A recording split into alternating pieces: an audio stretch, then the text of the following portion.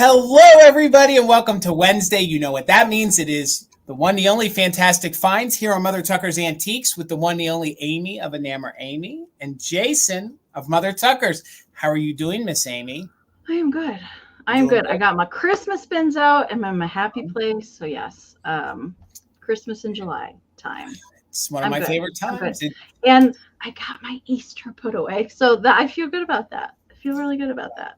Well, we don't even want to talk about the fact that Jason will actually be celebrating Christmas in July with his Christmas decorations up still. Maybe I ought to do a video of that. If everybody, you didn't have to get them out and put them up again. They're already up for you. If everybody enjoyed my video with the garage, they would definitely enjoy that. Okay, my mother-in-law came down this weekend so her and Tina could go see Janet Jackson.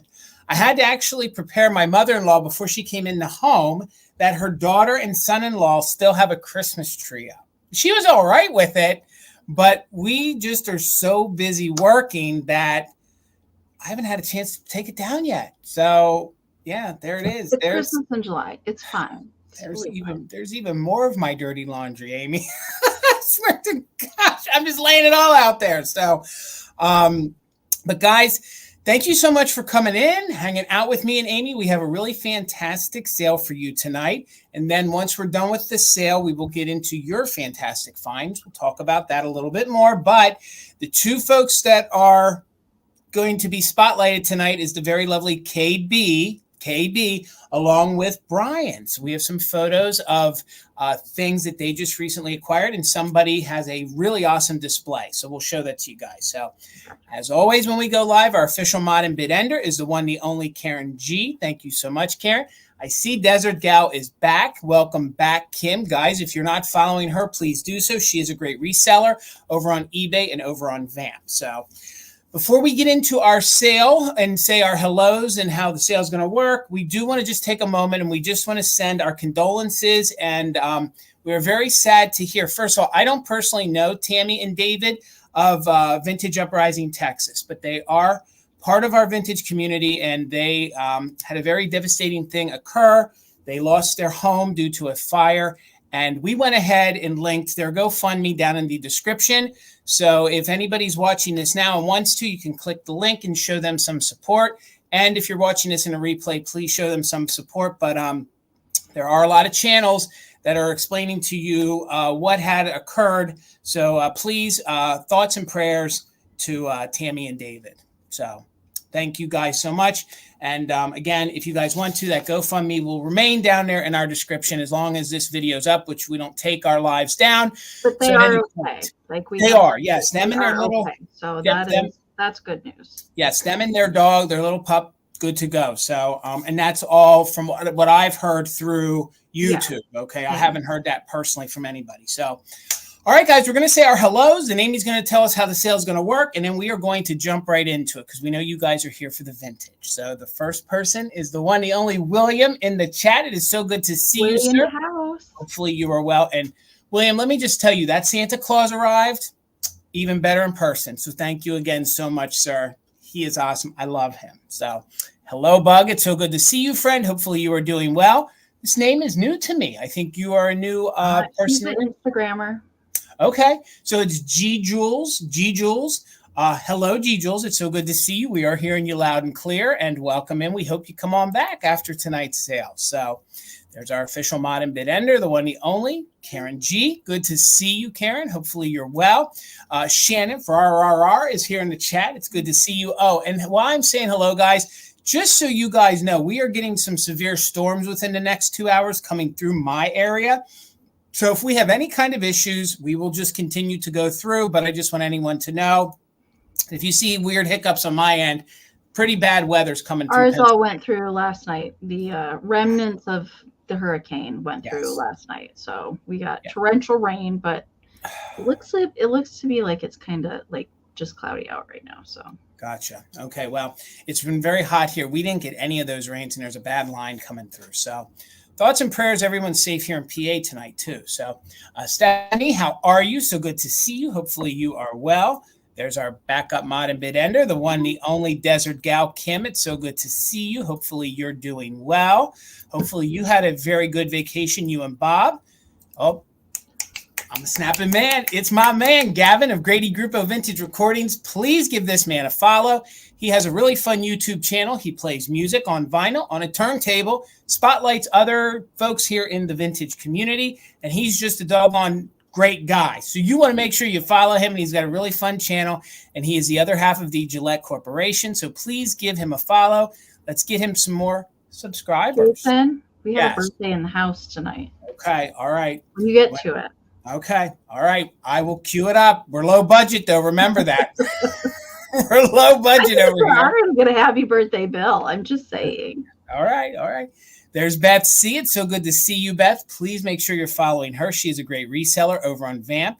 Good to see you, friend. Hopefully you are well. See who else is down here. There's the one, the only, Karen Kennedy. So good to see you. And while I say hello to everybody, thank you all so much for the support from our Shop With Me, the shop. It was another success. And Amie, thank you so much for assisting us. We could not do it without the help of everybody. So thank you so much. You guys were live for about 2 hours. And with all of the stuff going on, like it went by super fast. Like I thought it went by really fast. It was fun to watch and see what people wanted to see and look at. And it was exciting. Yeah, I can't wait for the third one. We'll let you guys know when we schedule that third one then coming up here soon. So, hello, Lisa. So good to see you tonight. Hopefully you are well. Hello, everybody. Happy Wednesday. There's our friend Brian. Stick around, Brian, because he is one of the spotlights tonight in our Fantastic Find segment. So it's so good to see you, Brian. Who else is down here with us? I'm seeing a couple repeats. My chat's moving a little slow. There's Miss Terry Tucker. So good to see you. Hopefully you're well. We got the one, the only Debbie Gutierrez is here in the chat. Good to see you, Debbie. Welcome in, everybody. Happy Wednesday. We hope y'all are well.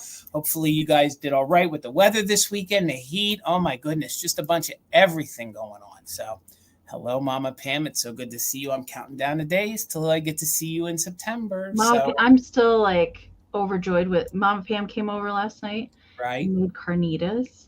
And they were delicious. Oh, okay. All right. Good to see you, Mama Pam. There's our friend Chris checking in from Colorado, my broom closet. You take care of yourself, Chris. You got this. Okay, friend. Good to see you. Hopefully you're doing well. There's our friend Tracy, Arty Farty. Always goes so good to see you. Let's see who else is down there. There's my mother, Linda Hellman, in the chat. Mom, it's good to see you. She's down there hitting the one-armed bandits in Atlantic City. So hopefully, fingers crossed. Come on, Mom. Hit the jackpot. Hit it big. Hit that jackpot, Mom. Big money. Oh, my God. Come on, Mom. Blow on that dice. Come on. We need to pay off some mortgages and stuff. So hopefully she hits the big jackpot. So speaking of some of our vintage friends, there's our friend Sandy. Please give her a follow. She has a really fun channel. I hope you're doing well, Sandy. Checking in from Pennsylvania. There's our friend Dawn. So good to see you. There's Elaine. How are you? My gosh, it's been a minute. Good to see you. There's your birthday, girl. Oh, where did I miss? Liz okay. Birthday today. All right, hang on here, Liz. It's so good to see you. And hello. There it is. Happy birthday. Liz. Happy birthday, Liz or Bill. Boy, Bill has a lot of birthdays. And again, we're very low budget here. Bill. Yes. We're very low budget here on Mother Tucker. So happy birthday, Liz. And here's to many, many more. And hopefully you have an awesome year.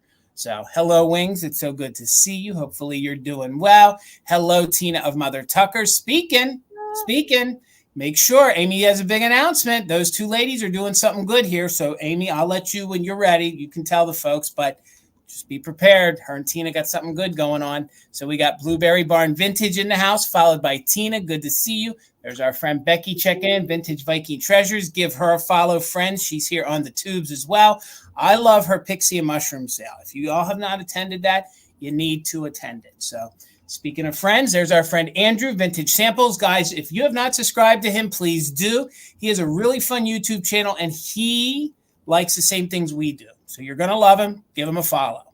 We have Leanne checking in. So good to see you, Leanne. Followed by Dusty Moose is in the house. How are you, Dusty? It's so good to see you. We got Kathy in here. Good to see you, Kathy. Happy Wednesday, everybody. Who else is down here? Oh, I see. Did I say? Yep, I already said hello to Kathy. I got you highlighted. I was almost going to say hello to you again. Hello, Melanie. So good to see you, everybody. Everyone's checking in. Happy Wednesday. I'm so happy to see all of our friends jumping in. Again, happy birthday. Please, everyone, wish Liz a very happy birthday. She's turning 21 today. I can't believe it. Happy birthday. Good number, Liz. That's a good number. My God. And I think we're back down here to the bottom. So again, friends, welcome in everybody. If you are not subscribed to Amie of Enamor Amie, please do so. She drops content every single week. You're also going to want to hit that notification bell. That way you know when she goes live, because she's got some really epic Christmas sales coming up this month. If you are not subscribed to me here on the tubes, please do so. And also, please follow both of us over on Instagram. We made it really easy. All those links are right down there below in the description. So, all right, Miss Amie, if you want to tell the folks how it's going to work, then we'll get into it. I will do that. Okay, so welcome to Fantastic Finds. If you're new here, welcome. If you have questions as we go along, don't hesitate to type them down into the chat. We do have a lot of helpful folks down in the chat tonight that can definitely answer any questions for you if we can't answer them ourselves. So welcome and hello to everybody in the Lurkers Lounge tonight. Welcome, welcome.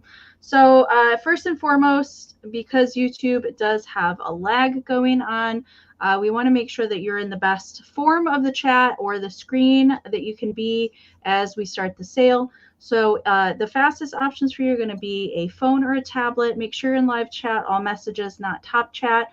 And then if you are lagging behind at all, and you probably will experience it at some point during the live tonight, you want to touch the screen up here in the corner. You'll find a little gear wheel icon. If you hit that and touch playback speed, hit 2 times. If you're lagging behind at all, we're going to talk super fast. We're going to sound like chipmunks until you're caught up to the current point. And definitely, I would recommend doing that playback speed if you do plan on bidding on anything before you put in any bids in. It will help you not lag behind. And if you're watching on a computer, it's going to be just a tad slower with the lag. There is the same kind of deal with the gear wheel icon. It's just down here in the lower right corner. Playback speed 2x, same kind of deal. Okay, so Jason and I have 16 rounds of goodies to bring you tonight. Okay, and they will be all auction style. So we'll show you the item. We'll give you the starting price. Jason will pin it up here on the screen. If you're interested in bidding on anything tonight, you can type your bids down into the chat. We will describe the item to you. Note any kind of issues, but do keep in mind, we do our best to show any kind of notable issues to you while we're live here on screen so you can make the best informed decision if you do want to bid on it or not. But do keep in mind, vintage and antique items have had a life, so we do our best to describe those things to you here live. And we will do a 20-second countdown because of the lag. And the highest bid that we see before the official bid end of the lovely Karen Gillette will be the winner. We also do something here on Mother Tuckers called Just in Case. And here's how that works. So we just ask that you're an active bidder. What an active bidder is means you've just put at least one straight bid on the current item.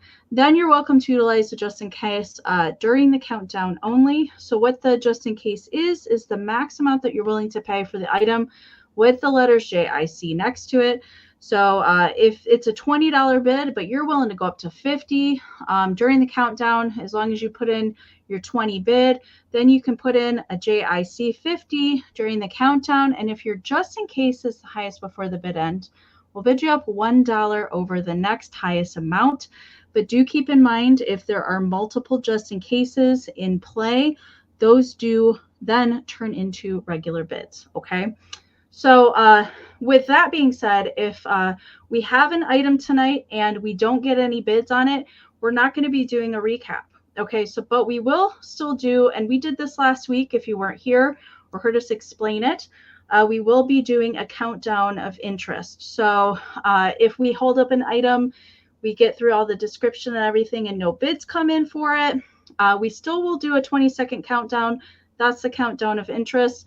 That is going to be like your last possible chance to score the item.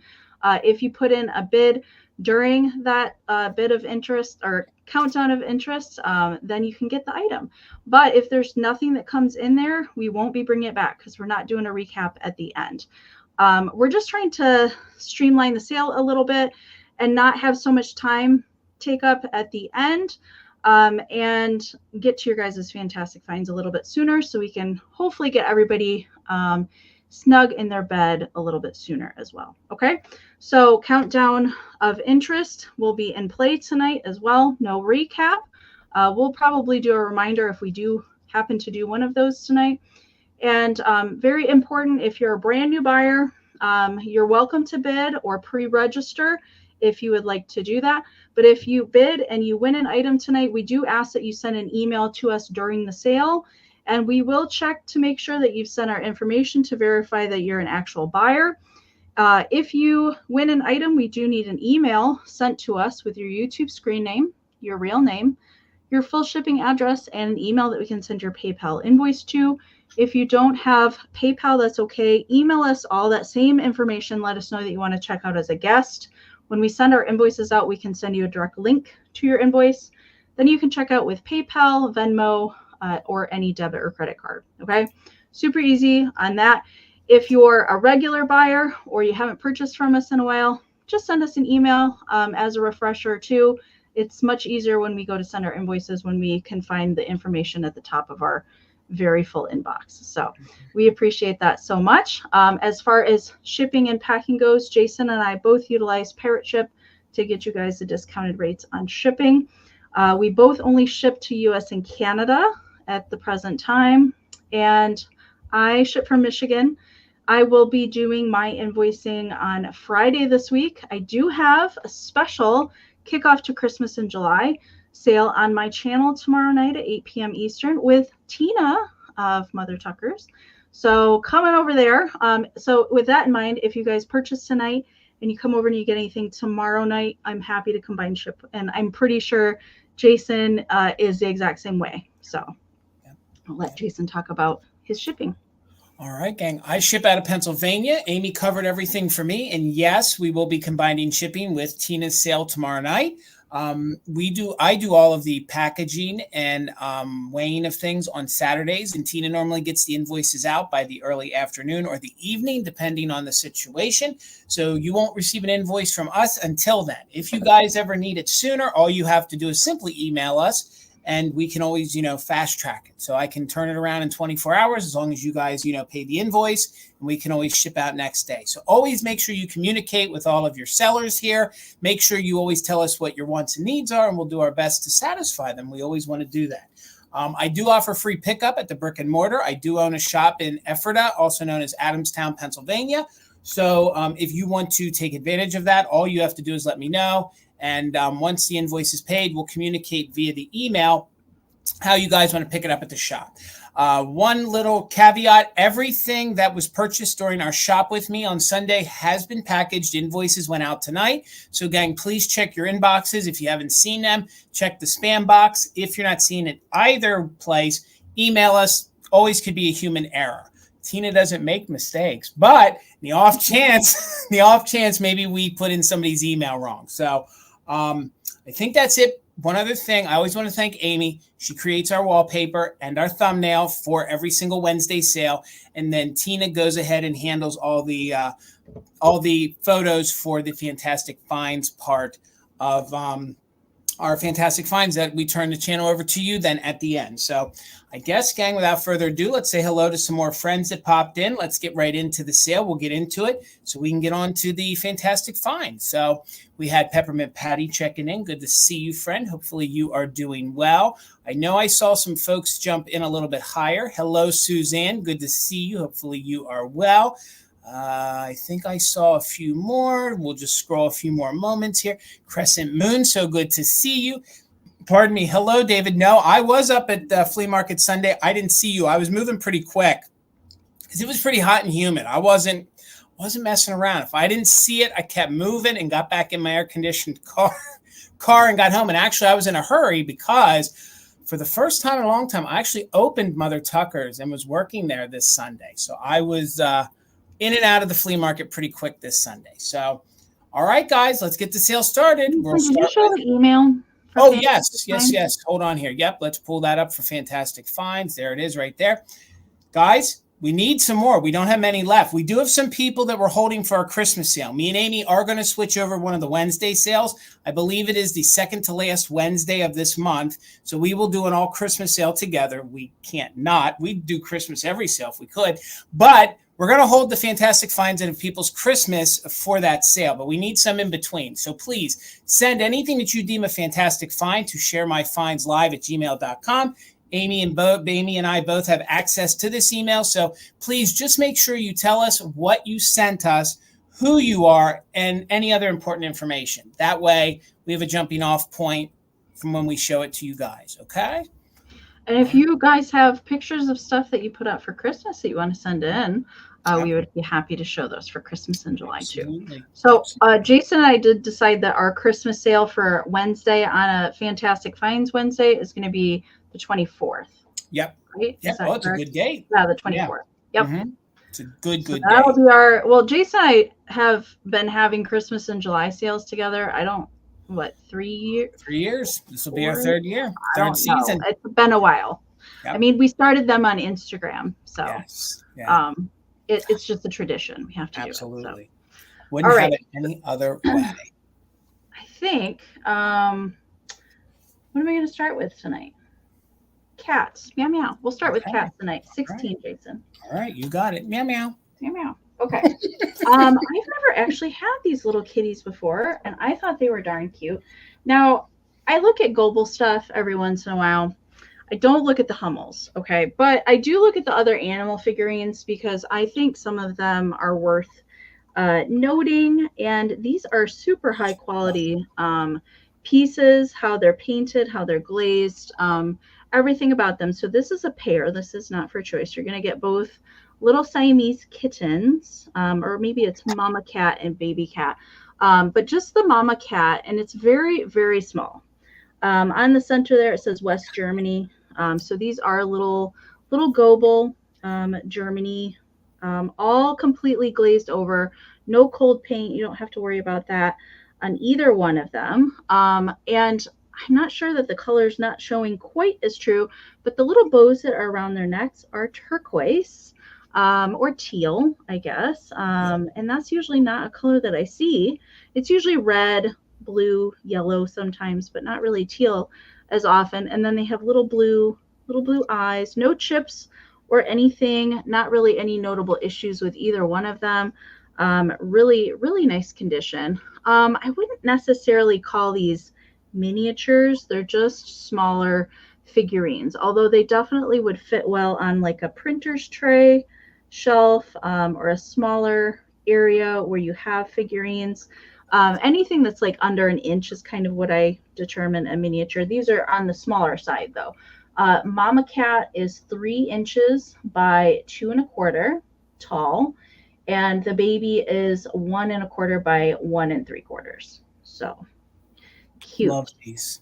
I love these figurines. Goble isn't just the Hummel figurines. They made some really kitschy, very animated style figurines. And I don't come across like smaller. Like usually if it's Goble, it's like, like that size of a figurine, not these smaller size. So here we go. That's kind of what we're working with. It's not super large, which I actually like these. And I had not ever seen these before. But of course, if there's a cat on a shelf, I'm going to go check it out. And I turned this one over. I was like, oh, that's a Goble little kitty. So I did see that Goble made several different like varieties, flavors of cats, if you will. That's not the word. Breed of cat, not flavor. There's a few other ones that they made of the cats, and there's some dogs in this size as well. But I've never actually seen any of them in person, and this was the first time that I saw these guys. No. I'm not seeing any bids on these guys. That's okay. We're going to do a countdown of interest on these. So not coming back for a recap if anybody's interested. Looking for $16, 20, 19, 18, 17, 16, 15, 14, 13, 12, 11, 10, 9, 8, 7, 6, 5, 4, 3, 2, 1. Meow, meow. Bid end. That's a steal. That's $8 each. That is fantastic for both of them. And they're not choice. That's both. That's for both. All right. Thank you so much. All right. Hello, Steele. It's so good to see you, friend. Hopefully you are safe in New Jersey. David, there's no Christmas tonight. Tina will be selling with Amie tomorrow night over on her channel, but we will probably be mixing more Christmas in, especially on the 24th for Fantastic Finds. It will be an all Christmas sale with me and Amie. So please come on back if you're interested in some Christmas. So this is almost Christmas, but $12 choice. I have these little pixies, okay? You can see right there on his one little shoulder, there's a little chip, okay? So it should have been a little bit longer, but I don't think it's all that noticeable. And this little guy is a little Holland mold. These are little brooches, okay? So these are little pins. These are little ceramic, and I love these, okay? These are some of the kitschiest little pixie brooches or pins that I think they are around. And all of them are almost one of a kind because each one is just a little bit different. So there's the back. But you can just see we just have a little nip right there on the corner. So $12. This is your first choice. This one is sort of the boyish looking one.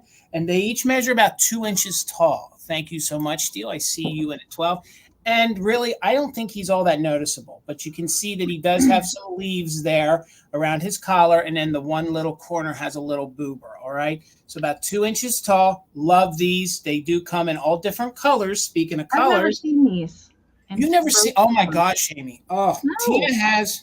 Tina has hoarded a few, and these are fun because these are fun to wear during the holiday season. They're also fun to stick in flower frogs as little figurines. So this one is the little girl one, let's call her. And again, to find them in these different pastel colors, you don't see them that often. And she's got like a lavender and light purple bow. So, and she has no chips, no damage. It sort of does look like a Peter Pan almost, but definitely I would say these are little pixies, and she measures about the same size as him. And the boy definitely is a Holland mold. It says Holland mold on the back. I am Kim. Kim guilted me into it when she said something to me. My mother sent these to us, and I thought, my gosh, I need to get them down and use them. And happy I did. Thank you, Mom, and thank you, Kim. So this will be your second choice. At now, we are in at 13. Thank you so much, Kim. We're looking for 14 or more. So she is about 2 inches as well. She has absolutely no damage, except the way that they actually made her. And let's get the clip off. Here in the back, they used sort of like that ceramic to fill in to hold the pin on. Okay, but it's very sturdy. So she'll be your one choice. So we'll just either call it purple or green. And the green boy, he has that little nip. So we are in at 13, looking for 14. Let's go ahead and do a countdown, guys. I'll hold him up. Well, let's hold them both up. Let's just go all in. So we are doing just in case. If you're an active bidder, you can pick whichever one you want. Hello, Circle 7 Farms. So good to see you. Hello, love it all. You're a new name to us, but welcome, everybody. So let's count it down at 20, 19, 18, 17, 16, 15, 14, 13, 12, 11, 10, 9, 8, 7, 6, 5, 4, 3, 2, 1. Bid end. Looking for 14 or more. Hello, Nate. Welcome in, Soul Nate. Hey, Nate. Good to see you. Comes in right at the right time. We're showing jewelry. Him and Katie. They have great jewelry sales on Saturday nights. Make sure you're following them both. Katie Vintage and Vinyl. So I see you're just in case, Karen, right before the bid end. You didn't need it, Karen. So you get first choice at 13. Let me know if you wanted the purple one or the green one. And if there's any left, we will offer it up to Steele at her bid of 12. So Karen, you get first choice. You can either say green or purple or both. I don't know. I have a feeling I know which one she's going to like. I know her favorite colors, but maybe she wants a set. All right. You got the purple one. Congratulations. Thank you so much, Karen. And let me scroll up really, really quick here. Steele, you got choice at 12 on the boy Pixie. If you're interested, all you got to do is say yes. And there won't be a recap, so he won't come back. All right. He's yours. Thank you so much, Steele. All right, Miss Amie. All right. 24, Jason. You got it. Okay.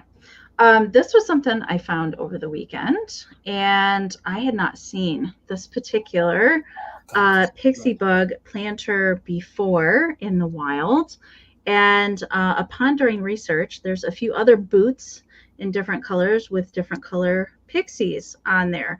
But it's like a light baby blue, and this is Acme, Japan. So I did have one of the bug tree stump planters last week, also made by Acme, Japan. So this was a new one to me. And if you can see, he's hanging on for dear life there on the shoe. And then he's got a little brush that's on his hand. I don't know if he's like cleaning the boot. I'm not sure what's going on there, but I think that's he's polishing the boot or cleaning it. No chips, no anything, not really any notable issues. Really excellent condition for this guy. And like I said, it is Acme, Japan. So it's stamped there on the bottom. Acme, China, made in Japan. Okay. And really, really nice. It's also really clean on the inside. So I don't think that a plant was ever in there before. So the Pixie's face is more of that kind of matte finish on it. You don't really have to worry about cold paint with this guy at all. Some of them decided to do a little bit more glaze effect on some of the pieces of the bug and more of a matte finish on the rest. But I really like the boot. I think it's very different. I know that there's some Christmas pixie boots that have little teeny pixies all over them, but I'd not seen this guy before. So he measures 4.5 by 4 by 3.25. So that's the size. Pretty good size there. All right, I see. I saw Blueberry Barn popped in there with a 24, and Jamie is in at 28. How big is the opening? That was something I did not measure, Buttermilk. Let me see. So it looks like it's about 2.25 by 2.5 for the opening there at the boot. So pretty decent size. A good succulent would probably fit pretty good in there. All right, we're going to count it down. We're looking for 29 or more. 20, 19, 18, 17, 16, 15, 14, 13, 12, 11, 10, 9, 8, 7, 6, 5, 4, 3, 2, 1. Bid end. I always pretended he had like a hairbrush. I don't know why I always thought he had a hairbrush. I mean, it could be a hairbrush, but I see like a shoe brush. I don't know why. Up for interpretation. Okay. There is the bug boot bid end. Thank you, Karen. Jamie Grafton, this is coming to you. Congratulations. Thank you so much. All right, guys. My next round, you're going to get both of these, okay? But before I show you the price, I just want to show you a condition issue, okay? There's a pretty gnarly, crazy line around the coin slot, okay? I don't believe that was a break and repair because I don't know how somebody could have repaired that. But please note there's a pretty gnarly craze line right there. Your nail can sort of catch it. But I took that into consideration. Oh, and you're going to get these both for $14, okay? I found them together. They're going to stay together because they're Mr. and Mrs. Pig Banks, okay? Now, when I found these, the boy pig didn't have any rhinestones. So I went ahead and replaced his eyes, so he has new rhinestones. But you have a Mr. and Mrs. You're going to get both of these little kitschy pigs. Hello, Ruthie B. Good to see you. So you're going to get both of these now.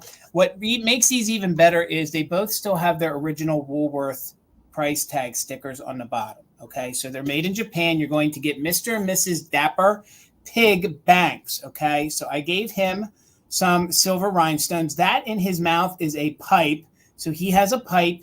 He has like an umbrella or a cane, and he is in really good condition. When I say he, I just mean it's more the masculine one. Okay, now these are the banks that you would have had to have broken them to get the money out. So they are both made in Japan. They do have their original Woolworth sticker on, and he is the more boy style one. Okay, so he has a little pipe in his mouth. He has a little cane. So for the 14, you're going to get both of these, and they measure about 4 inches long by 3 inches tall. Okay, so she's really cute. She's licking her nose a little bit, I guess, like a little piggy. I love the rhinestones. But I do too. I wish I would have had another color. I don't know what color his would have been, but I thought since hers were kitschy red, he would be good with some silver ones. So again, note there is that line right there, but I still think these these display beautifully. She has a cute little bonnet on her head. She has some eyelashes. And then they did go ahead and give these guys some fun details. So these are what I call the his and her bank. So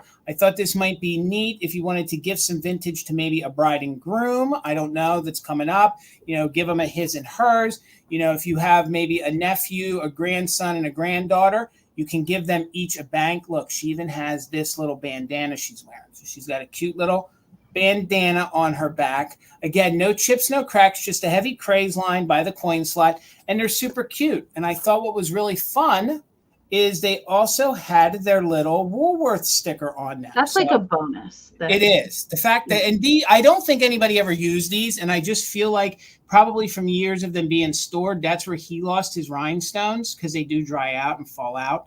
But I did give him some new eyes, or he was bad and she got rid of his eyes. I don't know. Maybe he had a wandering eye and she had to set it straight. I don't know. But they're really cute. They're really fun. They do have Woolworth stickers on the bottom. I do miss Woolworth. I am old enough to remember shopping there. I do miss it.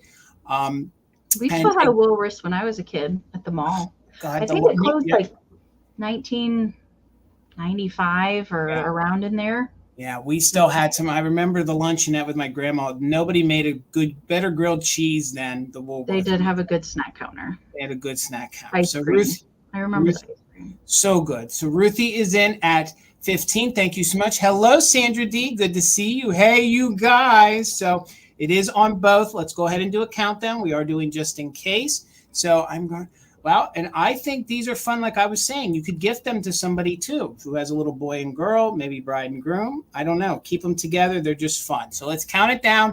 20, 19, 18, 17, 16, 15, 14, 13, 12, 11, 10, 9, 8, 7, 6, 5, 4, 3, 2, 1, bid end. They had some of the best Coca-Cola.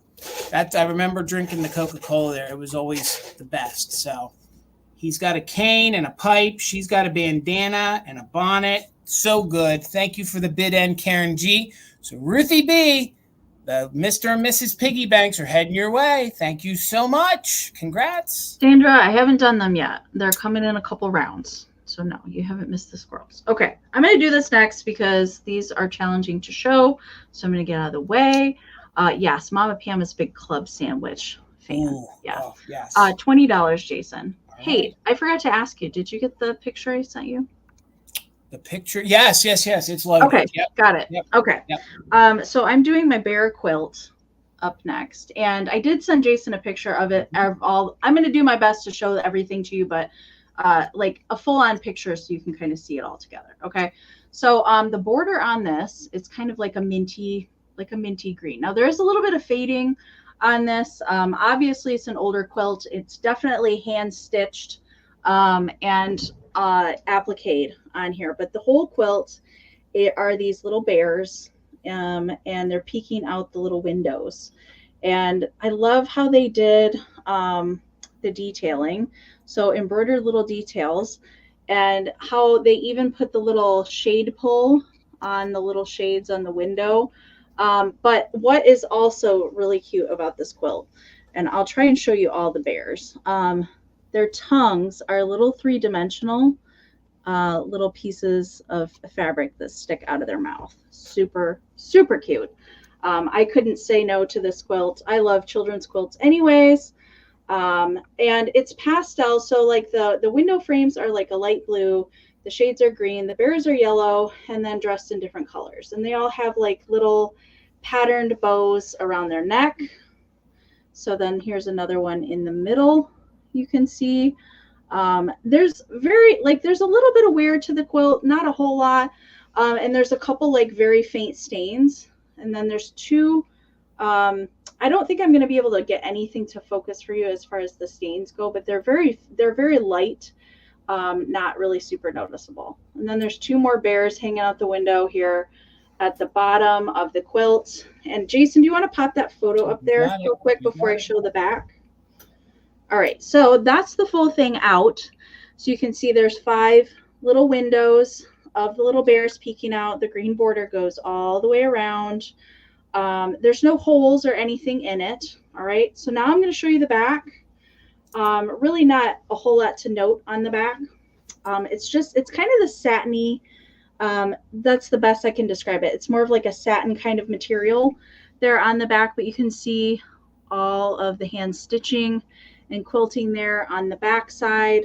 And that's really about that, like all I can tell you. There's a couple very small, like little faint stains that are up here at the top, but I know that I'm not going to get either one to focus there at all. So just trust and believe that they're there. Okay. But really nice finished. So the measurement of it, and I can't back up all the way to show it to you. The measurement, and it's definitely, I have it all the way to the floor and it goes up to my chin. Okay. So it measures 39 inches wide. So this way, and then it's 54 inches long. Okay. So that's the sizing there. It's a good lap quilt size for an adult, but definitely, you know, would look really cute hung on a wall or draped on the end of a bed. A picnic blanket, a play blanket. You could definitely use this if you want to. It's in really good condition, so that's why I rescued it, and it's darn cute. Okay, so I see Suzanne is in at 20. Thank you so much. So we're going to count the quilt down. We're looking for a 21 or more. Age-wise, I do think that this is probably 50s, 1950s, maybe even late 40s, based on the fabrics that were used in this. Okay, so we're going to count it down, looking for 21 or more. 20, 19, 18, 17, 16, 15, 14, 13, 12, 11, 10, 9, 8, 7, 6, 5, 4, 3, 2, 1. Bit end. And I really can't back up any further than this. The last time I tried that, I knocked my lamp over. It was not good.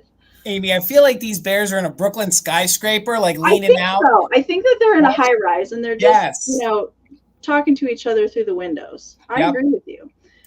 All right, there's the bit end from Karen. Nikki snuck in there with a 21 and a just in case. Nick, you didn't need your just in case. Bear quilt is coming to you. Thank you so very much. All right, congratulations. All right, guys, I got 5 choices in this next round, so I want to get them out of the way.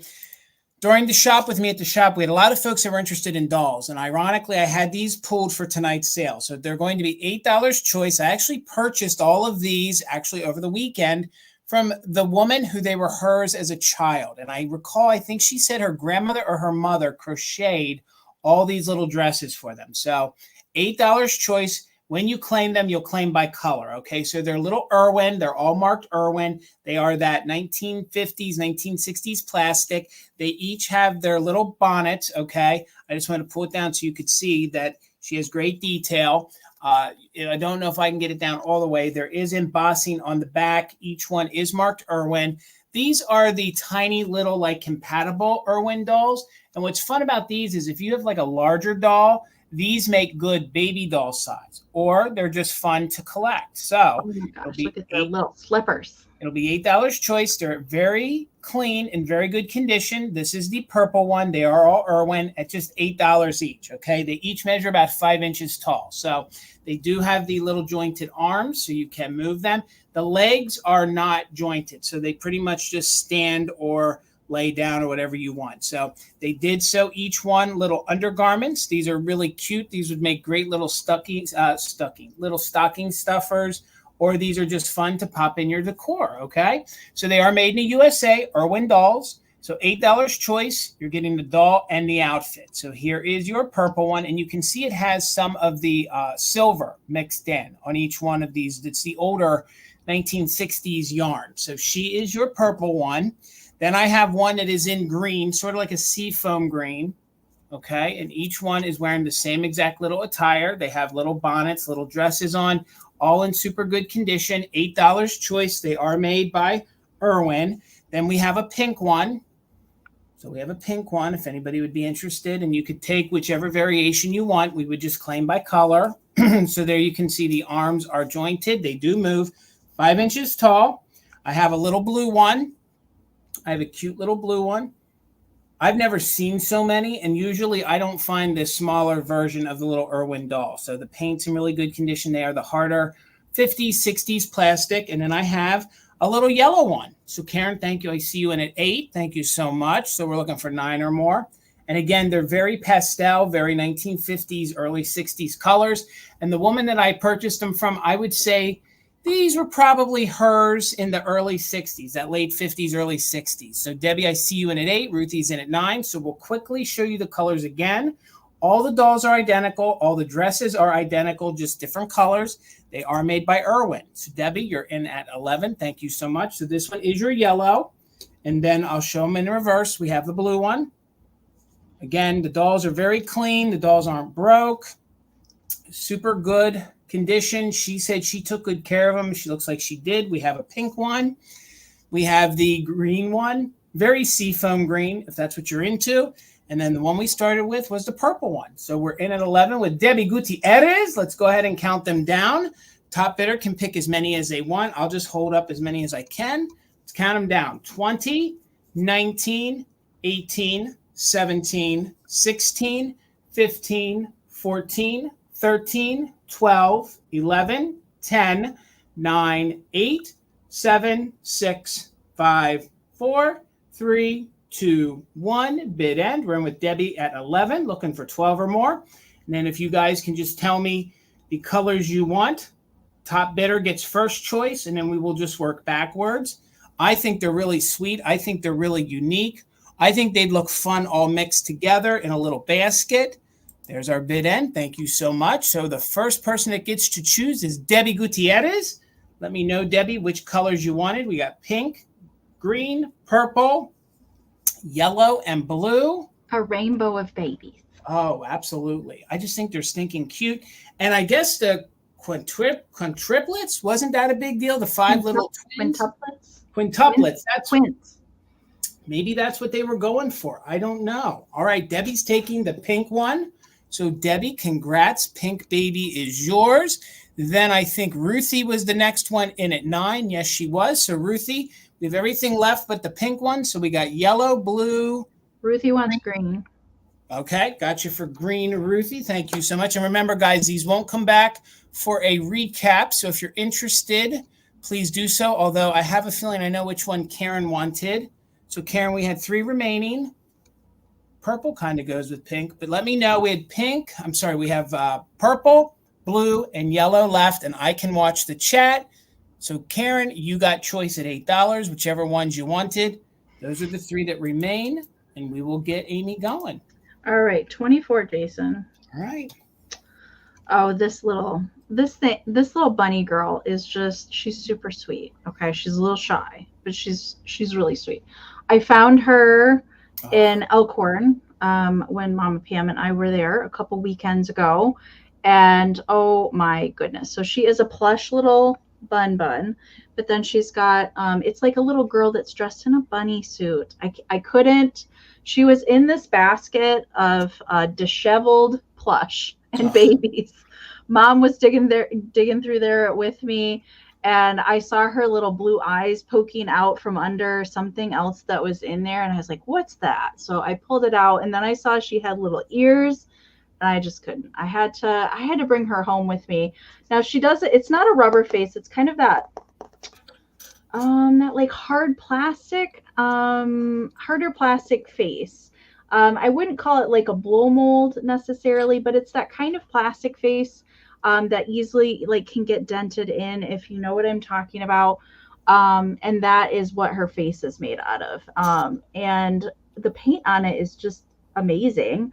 I love like her like super rosy red lips and cheeks, blue eyes, and big old lashes. And then she's in this just very soft, I don't believe it's mohair, plush little brown bunny suit. There's even a little nubbin tail back here in the back side.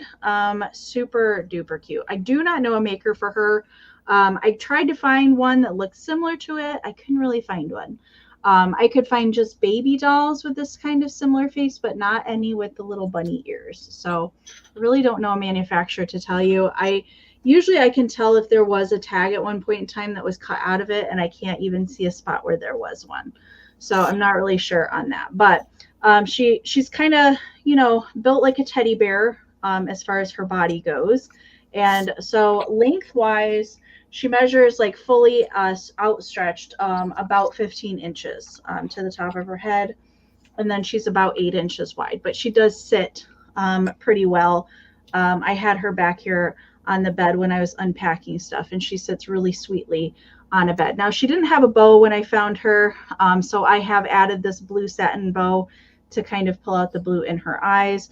Totally removable if you don't want to keep that on there. But I don't really see, I mean, obviously she's not bright white anymore, but I really like that about her. I do really like that for her plush. And the brown is kind of like a really pretty like tan, like a honey brown for the brown on the rest of it. All right, I see Miss Widow One's in at 25. Thank you so much. We're looking for 26 or more. I am going to count it down so we can keep it moving. 20, 19, 18, 17, 16, 15, 14, 13, 12, 11, 10, 9, 8, 7, 6, 5, 4, 3, 2, 1. Bid end. The plush get me every time. Mm-hmm. Every time. I feel like they all have personalities. I can't let them behind. They're like orphans. She was like, rescue me. Rescue me. So I did. I had to. All right. There's the bunny bid end from Karen. Thank you so much. Hi, John. Good to see you. So Blueberry Barn had a just in case of 40. Charlie Brown had a just in case of 42. Miss Little One of just in case of 43.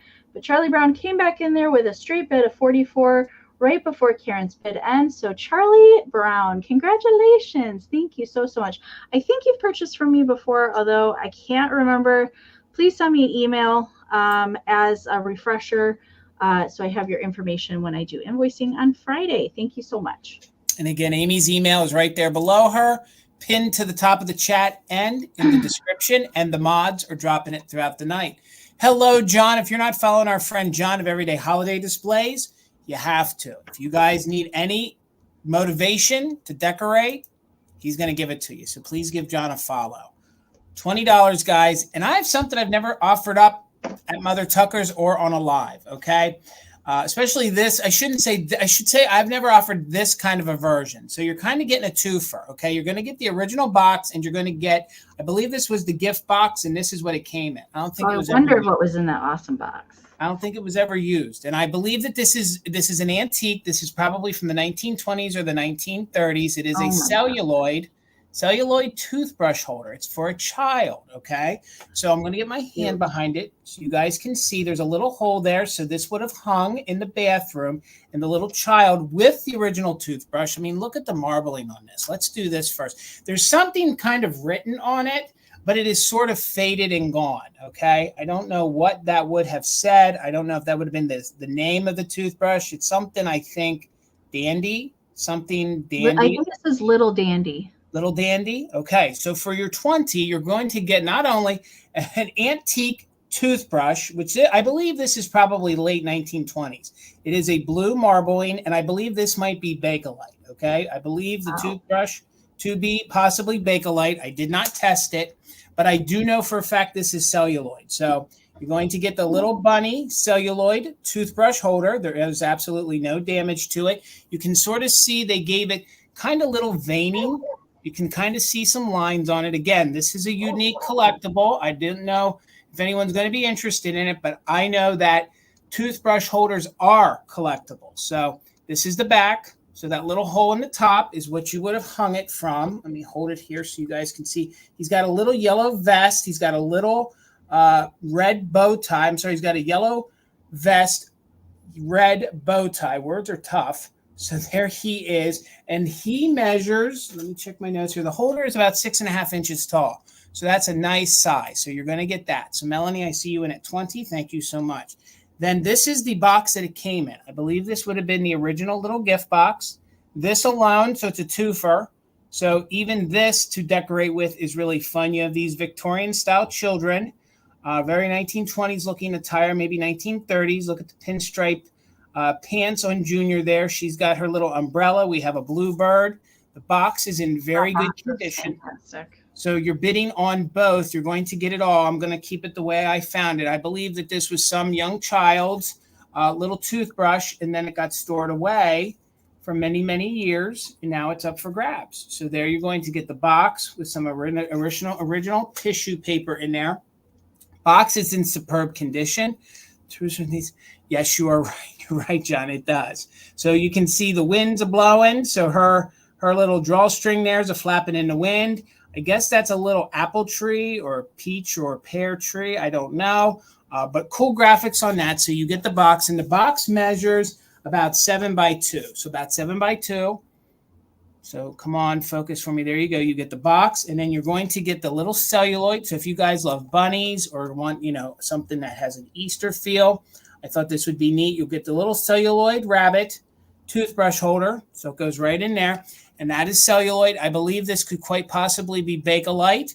And then it goes right in there. So we're in at 20. Thank you so much, Melanie. We're looking for 21 or more. Again, you get the whole kit and caboodle here. It's like a twofer. You get the box to decorate with. And then if you want to, in a vintage bathroom, you could hang that up. The box, one more time, measures 7 by 2. Holder comes in at about 6.5 inches long. So let's go ahead and do a countdown on this. I couldn't even find a price point. I couldn't find any of these online. So 21 or more, counting down from 20, 19, 18, 17, 16, 15, 14, 13, 12, 11, 10, 9, 8, 7, 6, 5, 4, 3, 2, 1. Bid end. If you know someone that collects, child things, I'm sure they don't have this in their collection. In really good condition. There's no chips, no breaks to that. Nicole, thank you. I see you in at 21. Melanie is back in at 22. Nicole had a just in case. Thank you guys so much. There is our bid end. David, I'm so sorry your 32 did come in after the bid end. So Melanie's 22 goes to Nicole for $23. Thank you so much, Nicole, and congratulations. All right, Miss Amy. All right, 28, Jason. Right. Okay, this is pretty fantastic. Now, I've found some Flemish boxes in the past couple of years that are really, really nice, but I've never, ever seen one this large and is double-sided. So I actually found two of the larger size. I'm just bringing one tonight. Probably will bring the other one a little bit later in the year. But this one, and you can see how large it is. It's almost like it could be a shelf if you really wanted it to be. But we've got two doors on the front with the wood burning. And this is early 1900s, okay? And it's in excellent shape. It does have hinges, metal hinges, and they're all in working condition. Nothing is falling apart, no chips to the wood where they are attached. That's usually the issue I find if I come across them. I open them up and the hinge is broken. But it has this fun kind of like alligator skin texture almost that goes all the way around. All right, and then it's just plain wood here on the back. You can see all the little pin nails and stuff holding it together. But if you open it up, so the lady remains, and that's pretty typical for these. You open up the lids of the box and then you still get an image on the inside, but this one has actually got a divider on the inside, so you could totally use that. I could see this hanging on a wall. All you would really have to do is attach a couple of those sawtooth picture hangers on the back and hang this on the wall, or you could even do some nails and some photo wire to make it a little bit more hefty, and then use it as a shelf. I think this would look really nice in a bedroom or a bathroom to store things in. So it's colorized on the front with the red, and then it's just the wood burning on the inside. And that's pretty typical. There's usually a little bit more wear on the outside, and then the image is a little bit more crisp on the inside, but really, really nice condition. And that kind of texture carries on into the inside. and really, really cool. I really have never seen one this big before. Jason, have you ever seen one like this? No. Amy, can you just elaborate a little bit? John was asking exactly what is this and what's its purposes. Oh, okay. So it's a Flemish art wood burned box. So these were pretty popular early 1900s. More often than not, a lot of them were either hanky or glove boxes, and usually they would have just writing on the front. The ones with the ladies depicted on them are a little bit more valuable or harder to come by. Usually it was just like wording across the front, or flowers. A lot of times poinsettias were very popular to do ones at Christmas time. There's also ones that were meant to store postcards in, but this is like a much larger size. I'm not really sure what was meant to be stored in here or the purpose for this one, because I've never seen one this big before. So I should have probably asked Heather or Pam or Ariana if they'd ever seen one this big before, but I haven't. It probably also could have held a collar. Usually those bigger ones held collars. That would make sense, like so a collar box. Like collar, glove, hanky. That would have been even like a travel, like little dresser kind of thing. Yeah.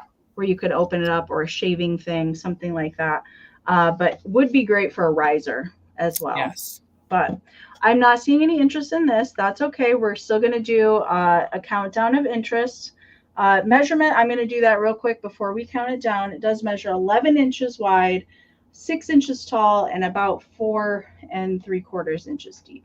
Okay, so let's count it down. 20, 19, 18, 17, 16, 15, 14, 13, 12, 11, 10, 9, 8, 7, 6, 5, 4, 3, 2, 1, bid end.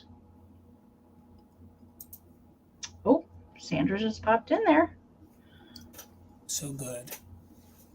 And I think that she got it in before Karen's bid end. Yes, she did. All right. Sandra Bowers, I think maybe you might be a new buyer to me. Do make sure and email me your information so I can get you invoiced on Friday. Thank you so much. Hello, Mary Dugan. So good to see you. Thank you all for hanging out with us tonight. If you aren't subscribed to Amy's channel, please do so. Her link is in the description below. Give her a follow here on YouTube. Follow her over on Instagram. Make sure you're following me. I just wanted to catch up, David. Usually you always see yourself first. If you go out and refresh, you'll come in and then be in real time for the...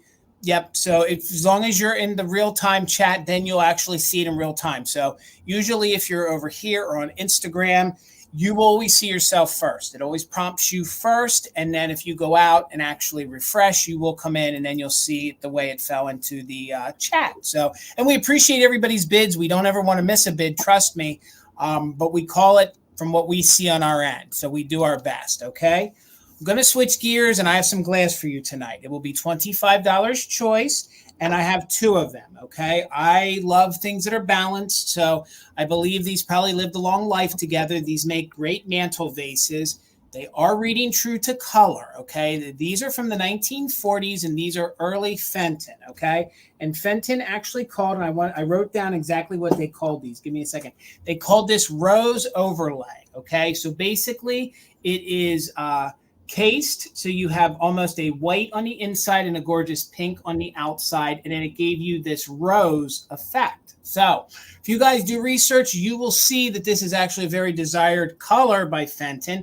I don't know if they didn't make many of them, but very few did I see that you could have had 2, okay? So they are similar, but they are different because they're each hand blown. They're each made in the 1940s, so crimping on them is pretty much consistent. Fenton was always good at making very consistent crimping to their glass, but each one is just a little different. So some of the crimping might be a little tighter or a little loose, okay? So they are reading true to color. They might look a little peach on your screen, but these are the most gorgeous 1950s, 40s style pink vases I have ever seen. So here you can see the bottom. There you go. Now you'll get a real taste of what the pink looks like. So it's very transparent the way it is because it is like a cased glass.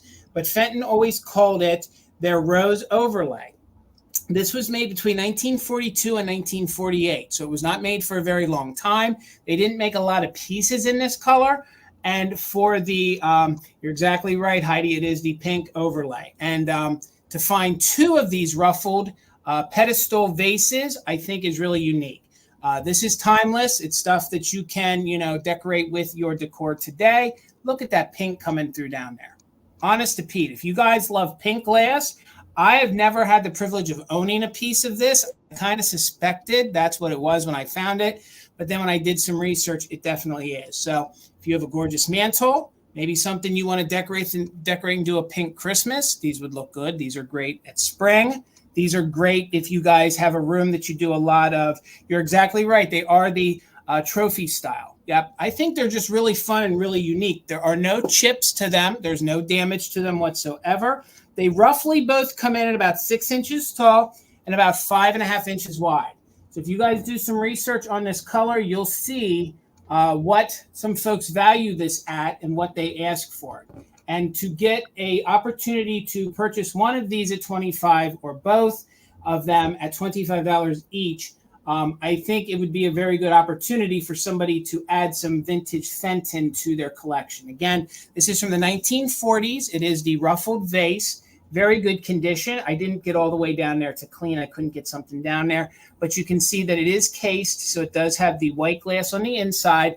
And then it has the pink on the outside. And then together, it gives it this great rose color effect. So love that. Love it. It is so doggone good. So again, you have 2 to choose from. They would be $25 each. Maybe you had a mantle. Maybe you wanted to put these on a vanity. Maybe you have a great 1950s pink bathroom. These would look great with some flowers coming out of them. Thank you, Heidi. I agree. If you guys check on other platforms, that is really, really a very good price. So Circle 7 Farms, thank you so much. Ruthie's in at $27. I got these at a great price. And one thing I will say, it's not a salesman pitch. It's just the truth. Anything that doesn't sell in the lives normally goes up to Mother Tucker's, and I put a higher price on it. So we do try to bring some of our finds to you here first before we take them up to the shop. So we're in at 27. That would be on choice. Me, I'm a king of balance. When I saw 2 of these, I was like, there's a mantle screaming for these that needs them. So you can do tons of things with them. So it is on choice. Let's go ahead and count it down. Ruthie's got it at 27. Thank you, Ruthie. We are looking for 28 or more on the 1940s rose overlay Fenton. So 20.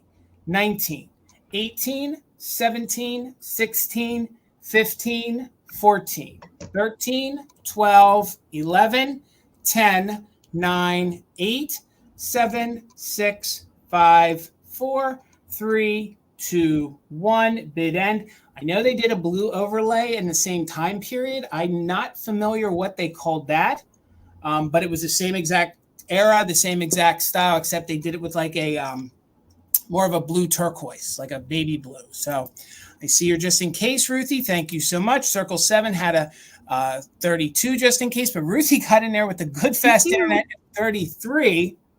So Ruthie, you get first choice. It's going to be hard for me to determine a choice because they're pretty identical. The crimping's just always a little different on each one, but let me know, Ruthie, did you want 1 or 2? Again, both? Thank you, Ruthie. They've lived a long life together. I'm happy they're staying together. Congrats, Ruthie. And thank you, Circle 7. Thank you, Laura, as well. Thank you so much, guys. And if you guys have not went into your chat settings and did the gear wheel icon playback speed 2x, now would be a good time to refresh. If you haven't done that in a while, it's always good to just do it periodically. You oftentimes find that you are lagging behind. I know it happens to me quite often. A lot. I know during the live shop with me that Jason had on Sunday, I was lagging constantly with it. So definitely want to do that. Okay, $40, Jason. All right. Okay, this is my highest start item tonight. And I love all sorts of eras of things, but my true heart and specialty is mid-century ceramics. And I have some very special squirrel friends to share with you tonight. And I can say that I have never in my, I don't know what year we're going on, 12 years of reselling, I don't know, something like that. I've never run across these in the wild before, ever. These guys are in excellent condition. There's a teeny bit of crazing. There's no chips on these, okay? These are made by PY. Japan. We're going to show you the bottom first. There's a little PY marking. Now, they do have these rubberized stoppers in there, and I do talk about these if I come across a pair of shakers, that these just harden and completely crumble over time. The one over here, part of it is even missing. You can see that. And this one is a little loose. Okay, so I would recommend, you know, you can either just take them out or replace them with corks if you want to actually have something in there. But that's just kind of very common with mid-century ceramics. It just kind of, they used to be soft rubber at one point in their life, and they just harden and kind of crumble out of there. So these are the pastel PY Squirrel shakers. One is kind of a like rusty brown color with little pastel accents, and then the other one is this really lovely blue-green squirrel. So I think this one is supposed to be the girl. Okay, and they do have little painted flowers on their head, and this is kind of a fun bonus. That's awesome. That is on here. I have only come across a few ceramic pieces that actually have that label. So we've got a Ruggles gift house from Disneyland. So foil sticker on the tail of that squirrel. I'm very happy that that is still there, so that we know that PY ceramics were sold at Disneyland. So that's pretty fantastic. Then the other one is the little brown one, which I think is meant to be the boy squirrel. Super duper cute. Excellent detail. There's even little brush strokes for the hair that go up the tail there. Just minimal crazing. We've got 2 holes on the back of this one and 3 holes on the back of this one. Really no chips. The only thing I wanted to point out, and I'm really being nitpicky here, there's a glaze pop and it's pinpoint size. And I can tell that's not a chip because the glaze kind of goes over it and it sinks in. So there was probably a little tiny air bubble when they glazed it over, and it just didn't take there. Okay, it's not a chip, but there's a tiny little glaze pop. But that is it. Okay, so excellent condition on these guys. I probably will never run across these again. These are kind of a unicorn in the PY world. So Amy, forgive me for interrupting you. I'm sorry. Yeah, no problem. If you just want to, Tanya, you'll have to put in a bid before you can use it just in case. So Karen is right, but Tanya, you would have had to have put a regular bid in before you're eligible for the just in case. Sorry, Amy. No problem. So if you weren't here at the beginning when we explain how the just in case works, we ask that you have put in at least one straight bid for the current item that we're showing before you can put in a just in case during the countdown only. Okay. All right, so measurement for these guys real quick before I do count them down. They do measure 3 1/4 by about 2 1/2. Okay, so that's the sizing there. Super duper cute. We are going to do a countdown now. We are at 60 and we're looking for 61 or more. I am going to count it down. If anybody that is bidding is a new buyer and you happen to win, we do ask that you send your email as soon as the bidding is over so we can verify that you are a legit buyer tonight.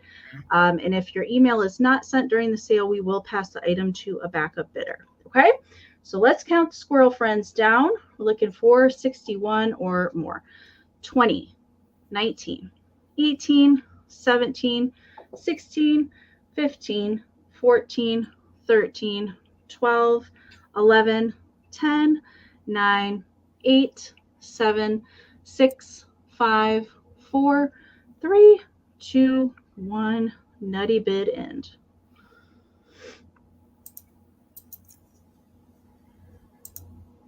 All right. These are good. These are good. All right. There is the bid end from Karen. Thank you so much, Karen. All right. So Tanya and Blueberry Barn, your 200 and just in case 160 did come in after the bid end. So Nikki had a just in case of 75. Tanya had a just in case of 100. Amanda had a 110 bid, but Sandra D did put in that just in case of 188. So congratulations, Sandra D. These are coming to you for 111. Amazing, amazing set. Thank you so very much. So good, guys. So good, guys. Thank you, Karen G, so much for being our official Modern Bid Ender. I got to kind of break between the heavy kitsch to go to my next thing. So let's just pause for a minute. Everybody, make sure you refresh. Thank you, Karen G. Follow Grady Grupo Vintage Recordings, please, please. And thank you so much, Desert Gal Kim. If y'all aren't following her, please do so. Kim, please put some of your links in there as well. So really good find there, Amy. They're a hard set to find. I won't ever find those again. I doubt. Never. And it was a twofer with the Disney sticker too. So that was good. So congrats, everybody. Thank you. So $22, I'm going to go Victorian, okay? I know there's folks in the community that love these little jewelry caskets, okay? I had a larger one the other week. At the same time that I purchased that, I found this round one, all right? So it's $22. This is like a pot metal. It's in really good condition. Let me open up here on the inside. Some of the inside silk is missing, but a good majority of it is still there. For this being antique, I'm amazed that much of it is still there. I don't believe this has been repainted. What I love about this is that it has like a shell kind of sculpt here. I've not seen one round like that. That's really unusual. Neither have I. And it has all these great scroll effects here on the side. Very Victorian looking. All four legs are in super good condition. It has a very nice weight to it. And again, like Amy just said, it is a round jewelry casket. Okay. A lot of times you find these that they are the traditional, kind of like rectangle size ones. I had the very large one, and this one came from the same exact estate. I believe it was the same person offering them that had the larger one that I sold. So thank you so much, Lisa. I see you in at 22. It measures 4 inches tall, and the diameter around is just about 3 inches. So it has this gorgeous patina on it. If my camera wants to focus, you can see it has a light little green to it. I love that. Here, I will spin it around. I almost feel like this has like a conch shell maybe, or almost like an oyster shell, open shell kind of effect to the top of it. And it has great detail all the way around, okay? What I love about this is the hinge on it is still very sturdy. So it clunks shut and it stays shut. So there is the inside. Again, we do have some, deterioration there to the very bottom part, but that could be, fixed up if you wanted to. I'm just fortunate that enough of the silk lining here on the inside of the pink still remains. So we have everything here on the top. We have a bunch of it here around. And this is like a pot metal. And this is a nice heavy one. This is even heavier than some of the square ones that I have found. So there's no distinguishing marks on the bottom that I could find. Sometimes these have a name on. There is none. There was a sticker on the bottom. I did my best to get most of the residue off. But again, I have to say, I guess I should have checked around. I think the round ones are a little harder to find. I have never had one or sold a round one like this. They're always the squared ones, and that large one was definitely a unique one. So no damage. Let's go ahead and do a countdown. It is 4 inches tall, about 3 inches in diameter. Lisa has the bid at 22. Thank you so much. Looking for 23 or more, and let's count it down from 20, 19, 18, 17, 16, 15, 14, 13, 12, 11, 10, 9, 8, 7, 6, 5, 4, 3, 2, 1. Bid end. The hinge is in very good condition. No breakage anywhere, no chippage to it. The only thing is some of of course, that usually always disintegrates. I'm just amazed that as much of it is left. So there's the bid end. Thank you so much. I see you're just in case, Lisa. You didn't need it. Congrats. It's coming to you for $22. Thank you so much. All right, Miss Amy. All right, we're going to stick with antique here for a minute. 24, Jason. All right. I haven't come across one full signature album in a long time. And this was something I also found at Elkhorn the last time we were there. Now, there is a little wear to the binding, and I can tell you that on the inside, there's a little, when I flip to there's a little separation, okay? But no pages are falling out or anything like that. But I can tell you it's full. I love when I find these and there's like good stuff in here, and there's really good stuff in here. So on the front, I was thinking about saving this for the fall time, but I wanted to bring it now because it was really cool. So we've got embossed leaves here and a little bit of gold gilding here on the front. I like how the leaves are colorized. They're kind of reminiscent of fall. Like the leaves are green, but they're starting to change color.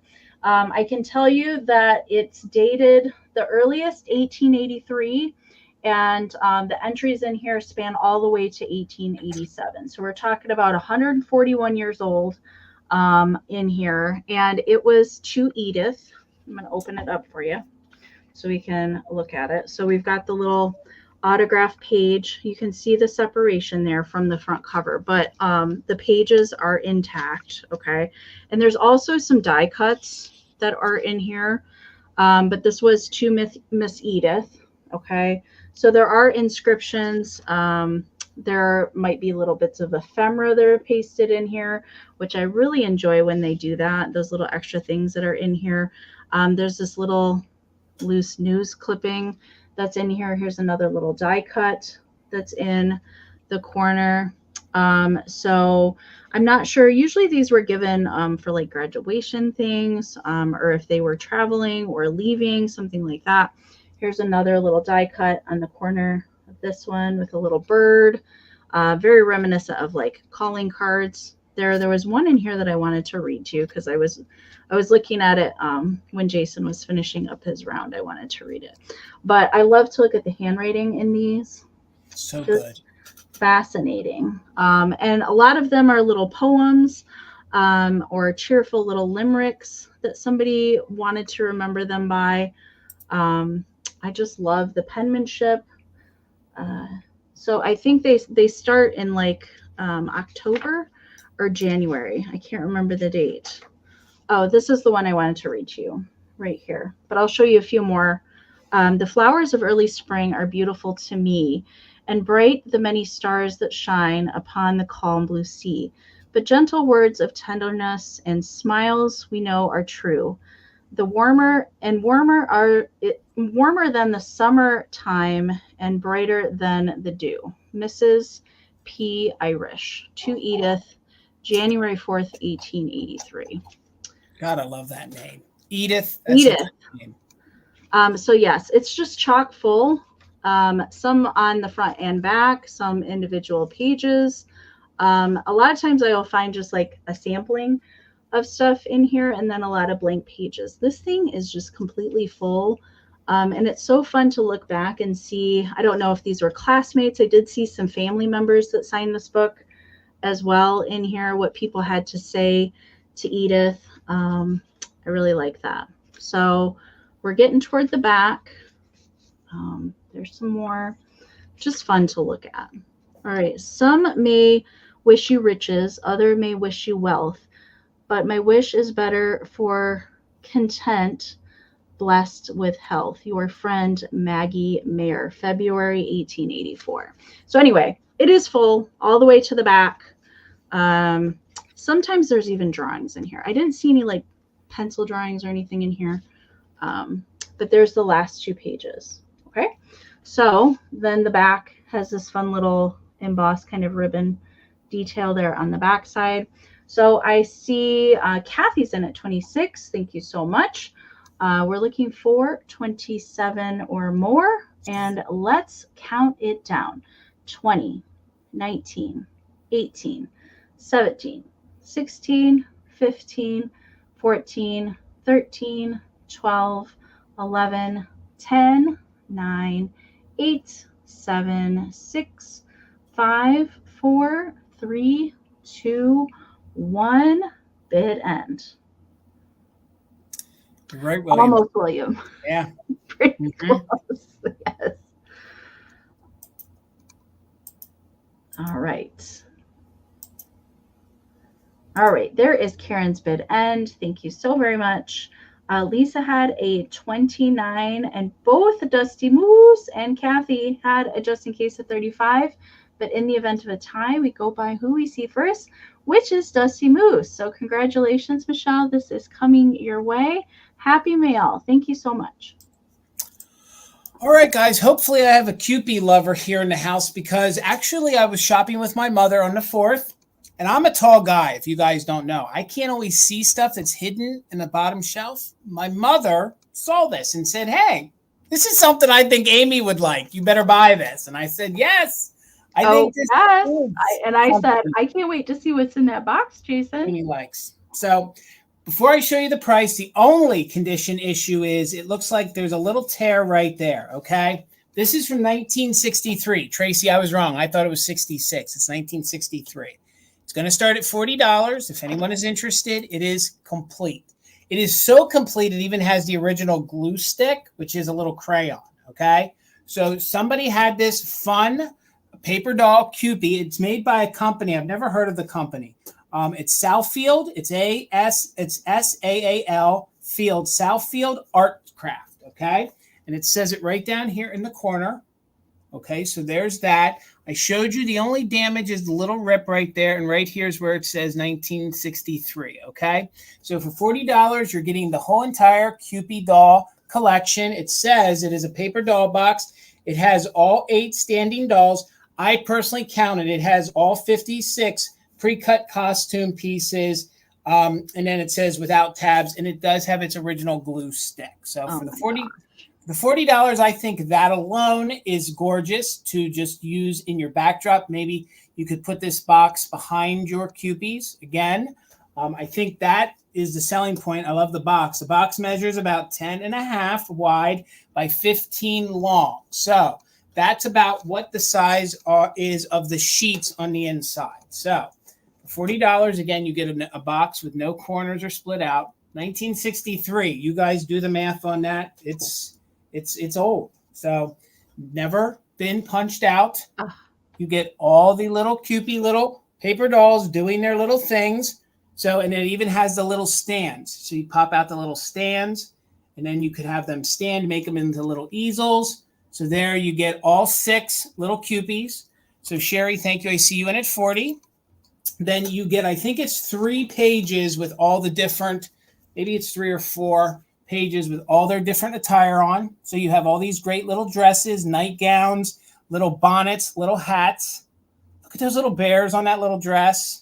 Again, never used, never punched out. So that's in there. I just want to be careful because you can tell the perforations want to punch out. Here you have, look, you have the onesie. You have a onesie. You have all these other fun little dresses. Thank you, Tracy. I see you in at 41. So here are all of these.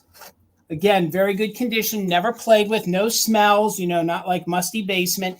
This is what got me. It still has the original glue stick crayon that is taped to it. So this was supposed to be your adhesive to rub that. It's kind of a wax almost, so that it made like some sort of a tackiness to the little doll so that the dresses would stick, okay?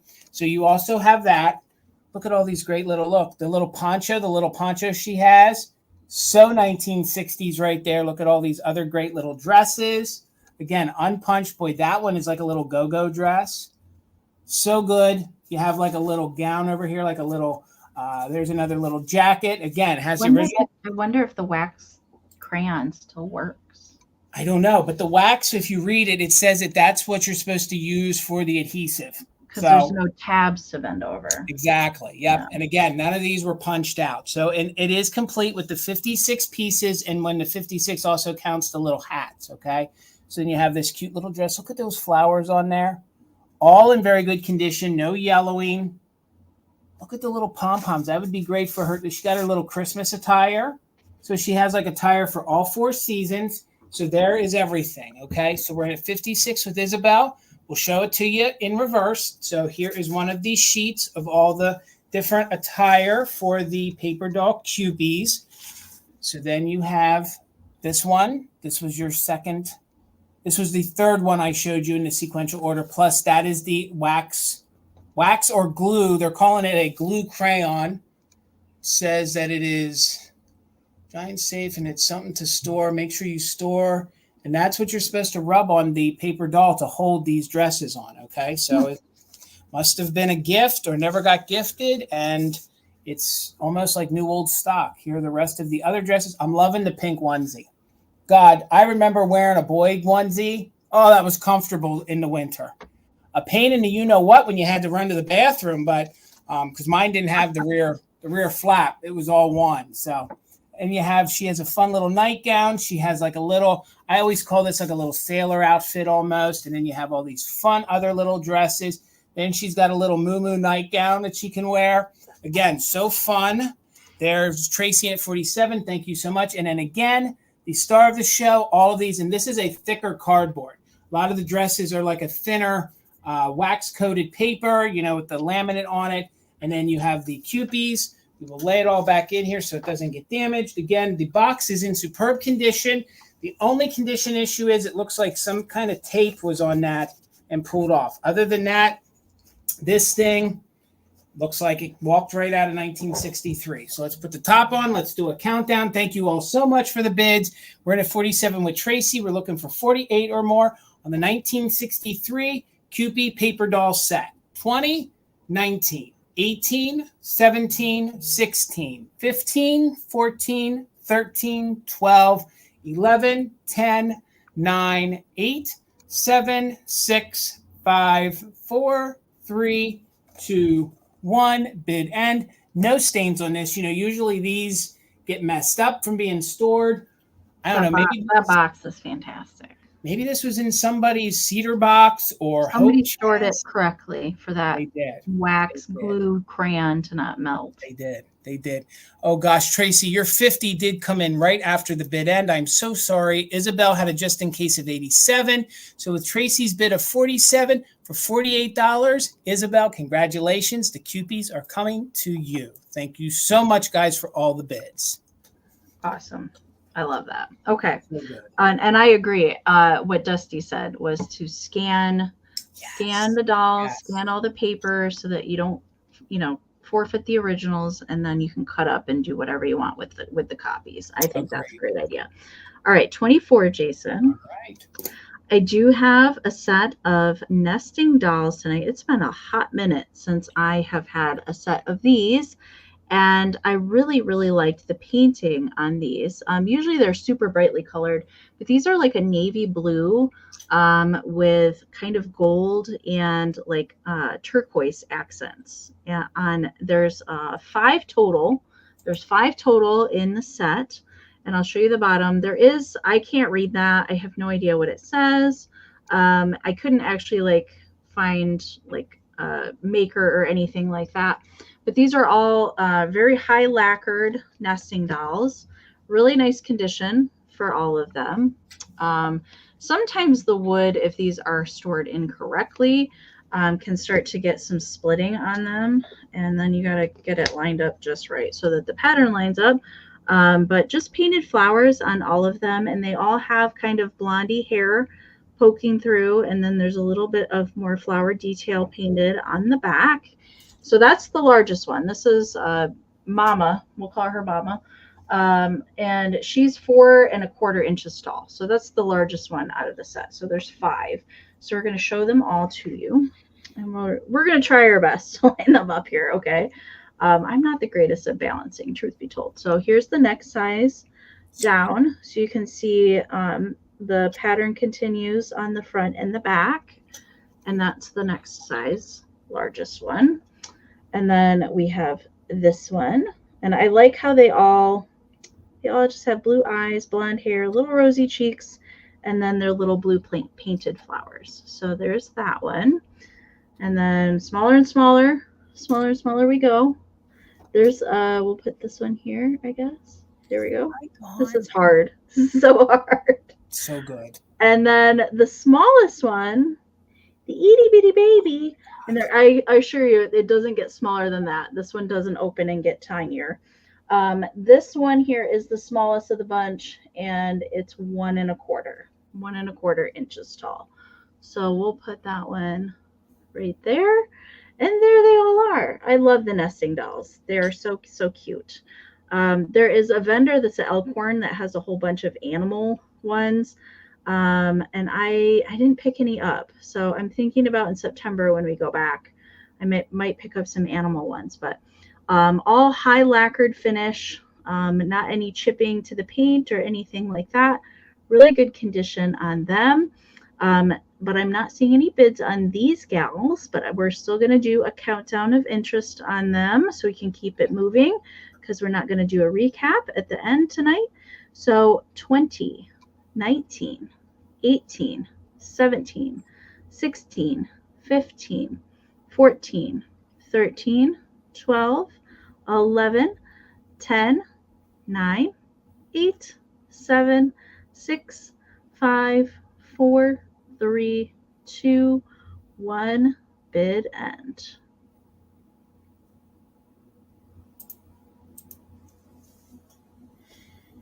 Gosh, these are a great color too. I know, they're not, I feel like these could go with a lot more like subdued decor as opposed to like super brightly painted ones. And I think these are great for Christmas time too. All right, there is a bid end from Karen that came in. So the highest bid before Karen's bid end was Jennifer Cagle. Jennifer, I haven't sent you Happy Mail in a hot minute. Thank you so much. Congratulations. So good. All right, guys, I can't believe I found a piece of this glass. This is probably the only second time I've ever found it. I have a piece of Fenton, and it is in the plum color. It is opalescent, and it is starting at $60 if anybody's interested, okay? This was a very hard colorway for Fenton to create. They did not make it for a long time, and I have this gorgeous ruffled bowl, okay? I did notice that some of the sticker residue is still on it. The light caught it. I will clean that before I ship it, okay? There's not much more I can say. This is a fantastic color. This is a great color. If you guys love purples, if you love violets, if you love the opalescent, it's great to keep out all year round. It's great to use at Halloween, especially if you're looking for that kind of a color. But you can see the great opalescence. It has the white out here. It has the opalescent on the hobnail.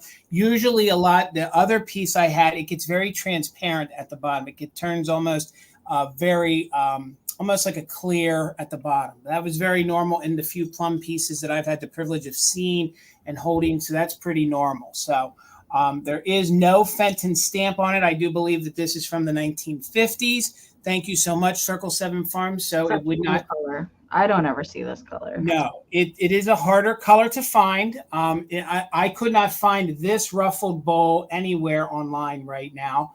Of course, the more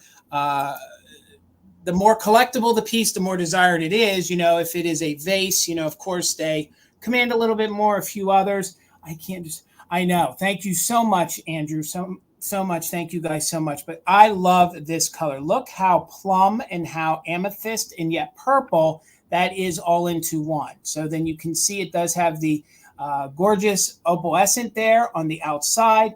Again, there's the inside. There are no scratches to it. It's in very good condition. There's no chips to it. There is a little adhesive on it. Jerdy21, you're new to me, so please make sure you send us your information. That's my email there. Please make sure you register with us. I need to have your full name and an email that I can send the invoice to. So like Amy had said earlier, if we don't recognize you guys, we need you guys to please make sure you register with us, because that's the only way we can get an invoice out to you.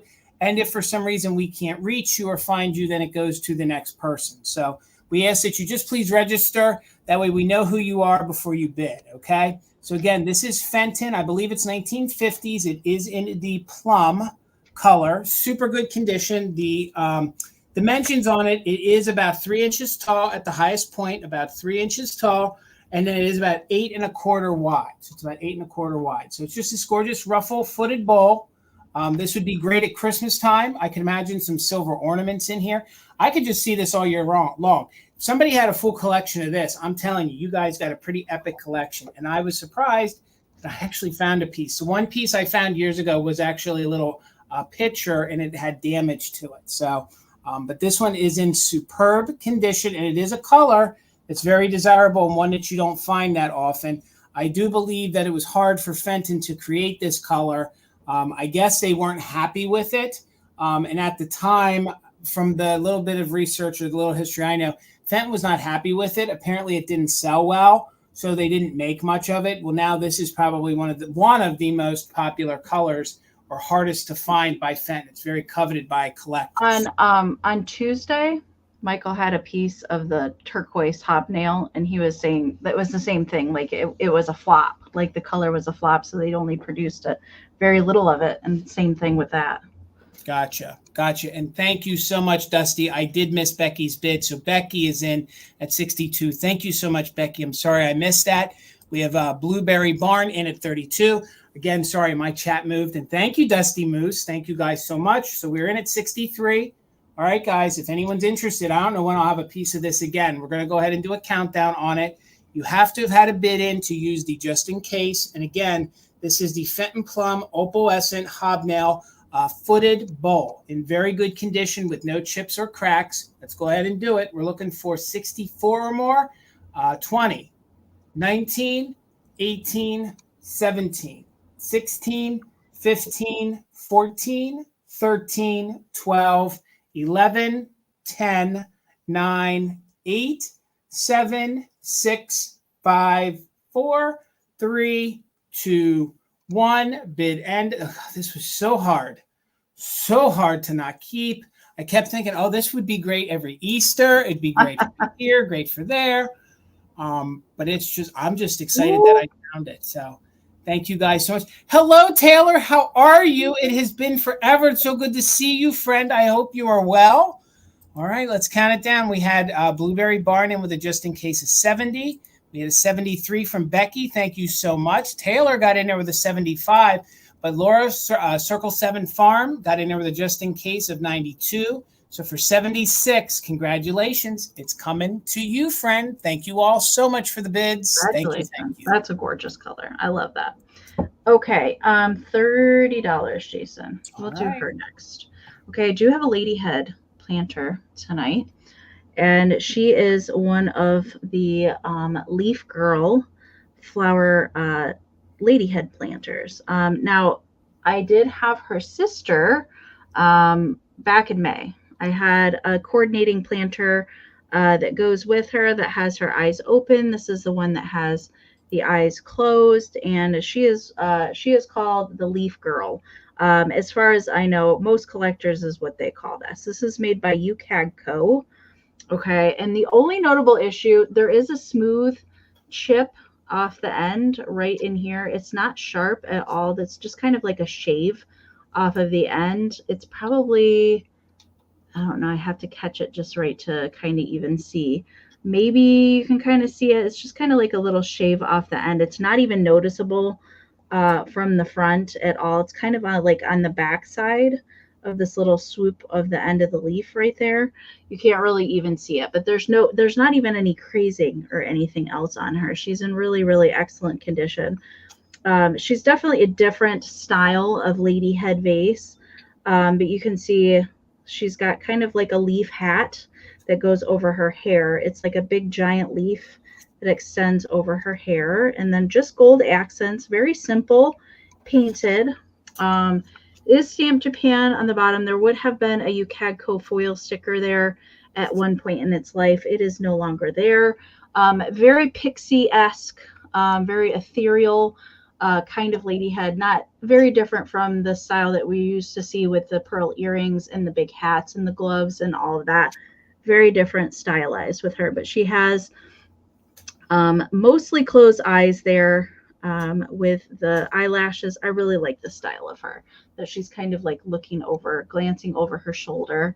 But again, really the only notable issue, she is nice and clean on the inside. I don't believe that there was ever a plant planted in there. It's just that smooth chip that's on the edge of the leaf. It's very hard to show it. I can assure you that it's there, but it's really not noticeable from the front at all. And no other chips or anything with her. So she does measure 5.5 inches tall by about 4 inches wide. So that's the sizing there for her. So good size lady head vase as well. I think she would pair really good with other pixies and things like that. Definitely at Christmas time, I think she could work even into that January time where we don't really know what to decorate with. I think she would work well with that as well. Okay, I see Delights of Mine, hello and welcome, is in at 30. So we're looking for 31 or more. I am going to count her down.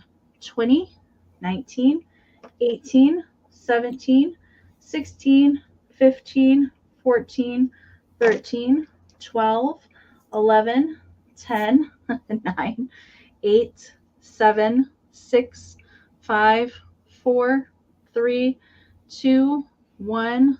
Bid end.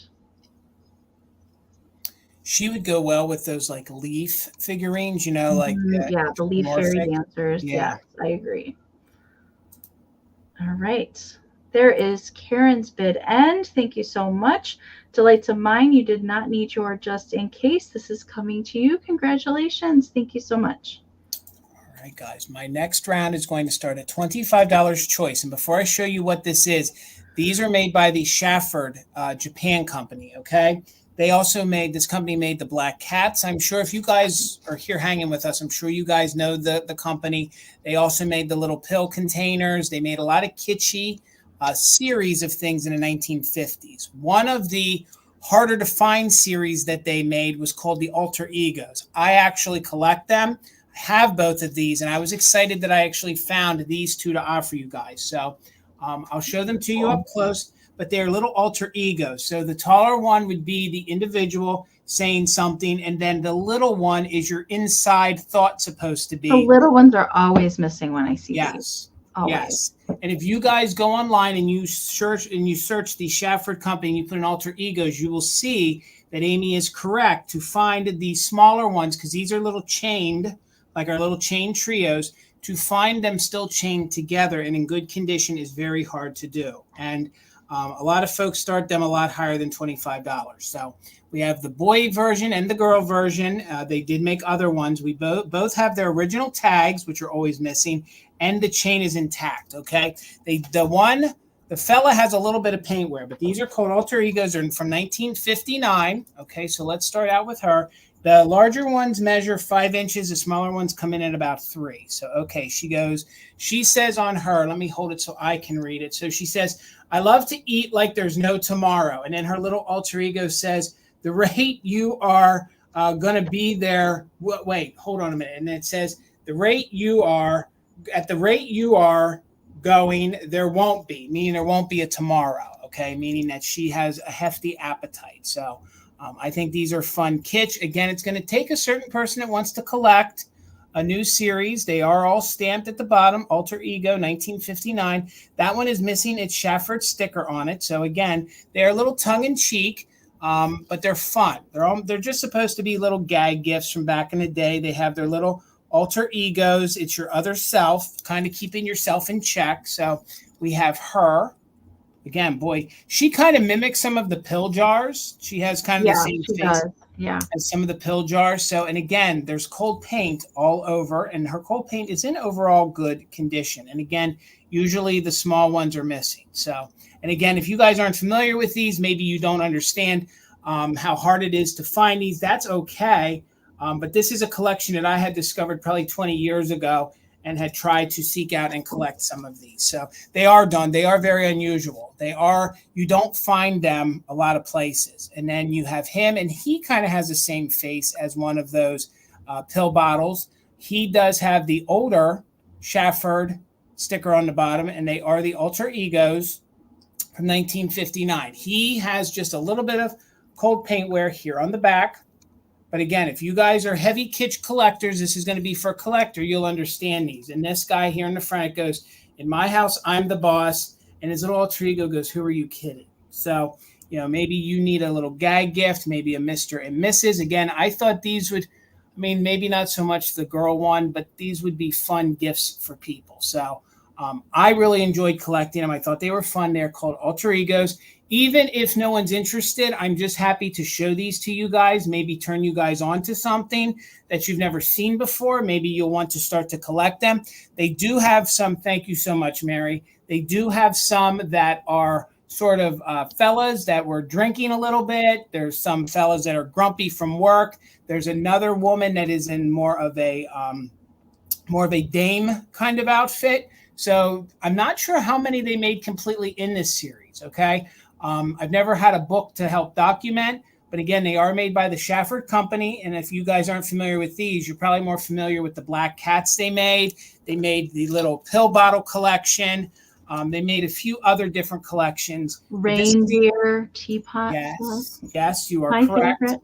But these are your alter egos. So you'll pick either the man or the woman, and they are hard to find that they are together because they would separate, because all they did when they poured the porcelain was have those little hooks in there and hook them together with a chain. So if people played with them, moved them around too much, that chain would break, and then you wouldn't have them. So $25 choice. Thank you so much, Mary. Let's do a countdown on the alter egos, and you can pick either the man or the woman. So 26 or more, counting them down from 20, 19, 18, 17, 16, 15, 14, 13, 12, 11, 10, 9, 8, 7, 6, 5, 4, 3, 2, 1. Bid end. Trust me, guys, if you can find these and collect these and get them for less than $30, get them. Because I think there are series that are going to become popular again. So there's the bid end. Thank you so much, Mary. So you get first choice, Mary, at 25. I will watch the comment section. Just let me know if you want the woman or the man. Of course, you can take them both. Then you have 2 to start the collection if that's what you're looking for. I'll watch the chat, Mary. Let me know if you want the woman or the man. All right, Miss Amy? All right, 14, Jason. All right. Thank you, Mary. They're both yours. And you said 14, Amy? Yes. Good Okay. choice, Mary. Good Thank choice. you. Okay. Good choice. Thank you. I do have another Ruthie Newton book tonight. Like similar to the one that I had last week. It's not that linen-like paper that feels like fabric or has a texture to it. It's just kind of a thicker paper. Okay. But there is a little missing, excuse me, up here at the corner. And then there is a little down here. These ones, this style of book or paper, I don't come across as often as I do the linen-like ones, but this is the Animal Mother Goose. And I brought it tonight inspired by our little plush bunny girl from earlier, because I thought they were cute together. So this one has adorable illustrations, as they all do, but so cute on the inside. And this one has little bonus miniature illustrations at the bottom to go along with the story. This one dates to 1942 here at the bottom. It is a Whitman Publishing book made in Wisconsin. I did find it in Wisconsin, and that is why I like to go to Wisconsin. I do find a lot of my good books when I visit the state of Wisconsin. But we've got the different little nursery rhymes that go through here, and I want to show you all the cute little pictures. There we've got little mice, and this one is Pussycat, Pussycat, where have you been? I've been to London to look at the Queen. One of my favorites. Okay. And look at the little birdies that are peeking in the baking, the little bake store. Oh my God. Dapper. Looking at Mama Pam's cookies there in the window, I think, for sure. And this little ducky. I used to have this framed in my bathroom. I don't have it in there anymore, but I used to have that little girl. And then we've got little piggies, the little pigs that went to market. And then we've got the 3 blind mice. Although they're kind of peeking there a little bit, they're out of their handkerchiefs. And then we've got little puppy dog. And I love this frog. One of my favorite little frog illustrations. He reminds me of Michigan J. Frog, the Warner Brother frog. Very cute with the little top hat. More little pups and kittens. So cute. I love the little sewing kitten there as well. We've got one more page spread. We got Hickory Dickory Dock. There we go. And then you even get Hey Diddle Diddle, little bonus there for the back cover. So this is the actual back cover of it. It's not missing any page back there on the back. So measurement for it, it does measure 9.5 by 13. That's the size there. All right. So just that little bit of paper missing from the corner there and from up here. Otherwise, really good condition on it. Okay. I see Lisa Day is in at 18. Thank you so much. So we're looking for 19 or more. We're going to count it down. I do have some Ruthie Newton squeaks that will be in my next round, Puppy and Kitty. Okay. We're going to count the book down though, looking for 19 or more. 20, 19, 18, 17, 16, 15, 14, 13, 12, 11, 10, 9, 8, 7, 6, 5, 4, 3, 2-1 bid end. Oh gosh. Yeah. I love this that cover. Cover's good, Amy. So good.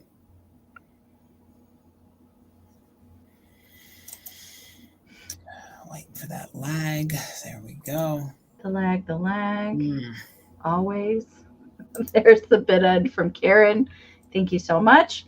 So Isabel had a 19 before the bid end, but Delights of Mine did put in a just in case of 24. Nikki, your 25 did come in after the bid end, unfortunately. So Delights of Mine, this is coming to you for 20. Congratulations. Thank you so much. Thank you all for hanging out with us tonight. If you aren't subscribed to Amy's channel, please do so. When you do, hit that notification bell because you're going to want to know when she goes live, especially tomorrow night when her and Tina have a Christmas sale at 8 p.m. over on her channel, Enamor Amie. Sure do. Both of our previews are up there too. Yeah. Reels and shorts are up good there. Handmaids coming, and there's going to be some Hold Howard tomorrow night. So guys, make sure you head on over. Plus Amy, Tina's coming out of retirement. First time in a couple months since she's sold. So it's going to be fun. If you guys have heard me the past couple sales, I bought a collection from an estate of gifts that were bridal party gifts and wedding gifts. They were tucked away, never to be used. I sold off all the towels, and now I have a couple sets of new old stock kind of bed linens. But this is new old stock. It's made by a company called Dan River. This is from the early 1960s. These are pillowcases, okay? So with each one of the new old stock gifts that were never used, they tucked the card in with it. So the only bit of damage here to the box is that here you can see through the window. I believe that this would have been like a little linens deodorizer. You could have popped that in your drawer with some of your linens, but it has 2 pillowcases in it, unused condition, made in the USA, 100% cotton. You're going to get the original, congratulations, wedding card. They put the wedding card with each piece. So you'll get the little wedding card, and here we can open it up. It says, congratulations. None of these have like a musty basement smell to them, but they are going to need washed. They were stored somewhere, okay? You're exactly right. It was a very high class. It was a higher grade. You would have bought it at the boutique for somebody, okay? So it has these great flower. This is kind of a goldish yellow. There is a little tear here, okay? But these are new old stock. These are pillowcases. And then you have that great little lavender. There would have been like a kind of like a little deodorizer. Yep, in there. And then there is some of these little flowers. Words are hard right now. The little flowers are, oh gosh, you craft with them, Amy. They have the little millinery flowers. Thank you so much. So, and on the side, it says the 2 pillowcases. The pillowcases, you get 2 of them. They measure 42 by 36, okay?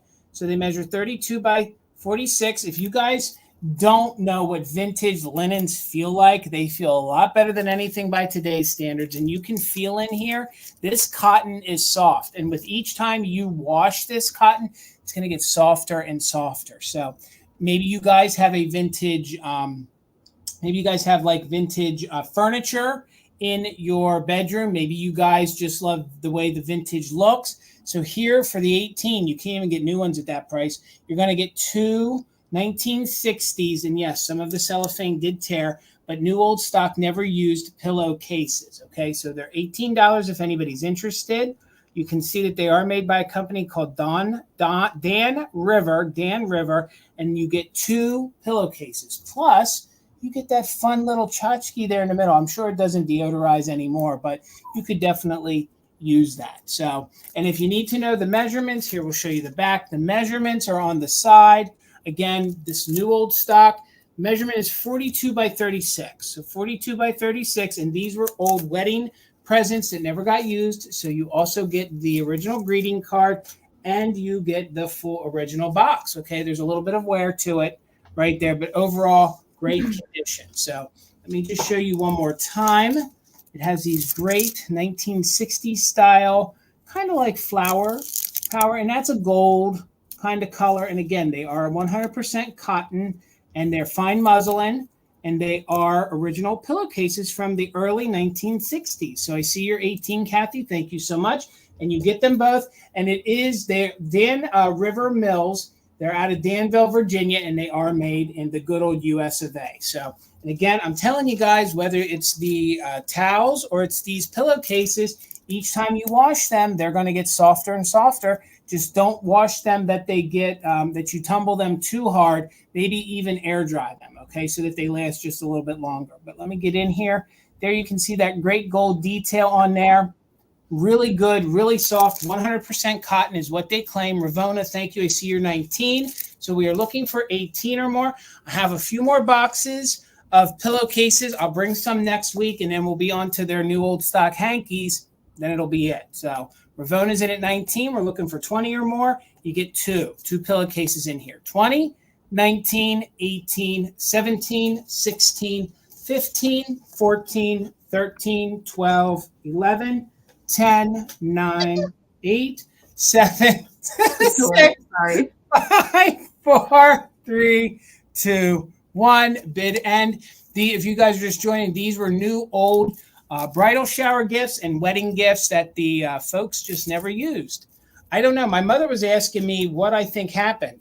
I know a lot of times when I DJ'd weddings, the parents would take gifts home and they would store them. And then if you never got them from the parents, they put them in a closet and then they just never got used. So there's the bid end. Kathy, congratulations. They're yours for $20. All right, Miss Amy. You guys were talking about the Dan River outlet in the chat. I remember this huge linen outlet called Lady Pepperell back in the day, and it was all they carried. It was like before Bed Bath and Beyond. It was like all like sheets and bedding and towels and that sort of thing, and that's all they carried. And it was a gigantic store, and I remember going to it as a child and probably hiding in the linens and being a bad child. My mother can probably attest to this. I used to hide in the middle of the clothes racks. Yeah, hide in the middle of the clothing racks. Yeah. And then they couldn't find us. And also at the fabric store, I would hide in the bolts of fabric and pop out and surprise little old ladies when I was a child. I was a naughty child. Okay. $10 choice. All right. I do have two Ruthie Newton squeaks tonight. These are the smaller little puppy and kitty based on Ruthie Newton's illustrations that you just saw. They're made by the Sun Rubber Company. They are just stationary. They don't have any movable heads or anything like that. I don't come across these guys super often. I come across more of the children illustrated squeak toys than I do the puppies and the cats. But squeaker alert, I'm just going to do them once. Okay, they both squeak. You can hear that. Okay. So the cat is super cute with the little red bow and little pops of red in the ears. There might be a little bit of paint loss on the nose. So there is some discoloration on the back. I did try and clean this. That is not coming off of there, but it's marked Ruthie Newton Sun Rubber Company on the back of the neck. That has just come probably how it was stored. It might have been sitting on top of something else, and that just discolored it, but nothing going on with the front of the kitty, which is really the important part of it anyway. And then the little pup, super cute. I love the polka dots on him. Again, paint is really good on him. The rubber is nice and soft on both of these guys. This one here, it has all the information, same kind of deal, stamped on here on the back of the head. Both of them have their squeaker on the bottom. A little bit different style. This one is a little metal kind of squeaker, and this one is the plastic. All right, so measurement for these guys, they do measure 4 3/4 by 4 1/2.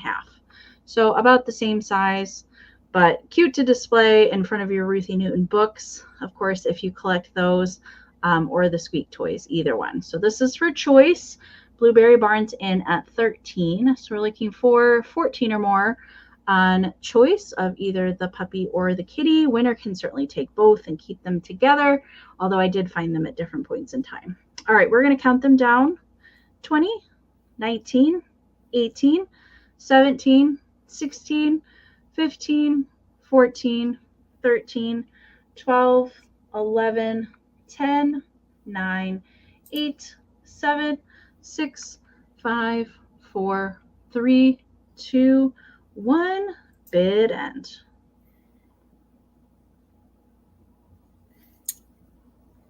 I love that red little bow tie on that kitten. So No, cool. And again, the cat does have that discoloration there on the back. All right, there is the puppy kitty bid end. So Blueberry Barn had the high bid at 16. Moonlit Fawn popped in there with a 17. Wanda put in just in case of 18, and so did Deborah.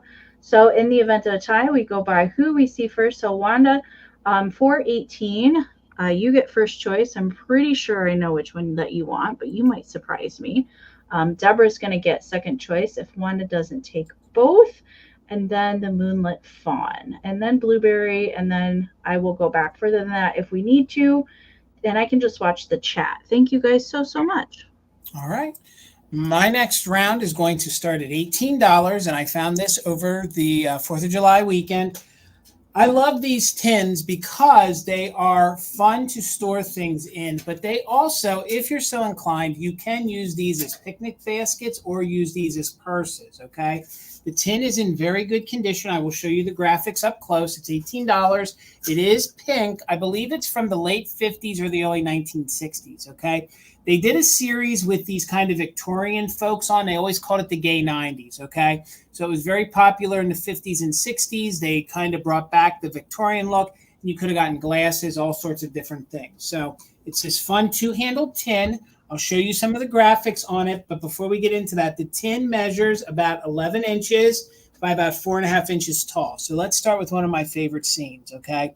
Here on the side, and it does have a little bit of light wear to it. Nowhere could I find a name, but on the side, you have these couples. There you have them out in the ocean, down the shore, doing their thing. So $18 if anyone's interested.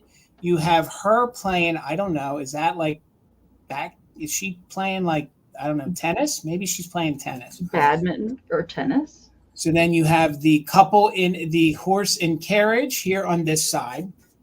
One of my favorites, you have the barbershop quartet. You have the Mr. courting the Mrs. Again, maybe he's engaging. I don't know. I just think it's a really cool tin. Thank you. Hello, Smalls. Hello, Melanie. Thank you so much. Then we have her golfing, which I think is really fun. And then over here we have the little horseless cart. The little car must have needed a little gas and broke down. So you have all those, and then we'll move the handles. And we have this, oh, it's upside down, Jason. So then we have this fun scene. It's like a, I don't know, almost like a French garden kind of scene. We have Mr. and Mrs. We have little one. Maybe we have the nanny. We have. This reminds me of Mary Poppins. It does. It does. It's just I couldn't find any examples on this to know who made it. There's no embossing on the back. That's the worst that you have. And let me take the top off here. Can never take these off gracefully on a live, but it's very clean. I mean, it has, you know, the normal patina that the tins do, but it's very, very clean. There's no rust. Again, these make great tins if you guys wanted to, you know, maybe use it as a little picnic basket.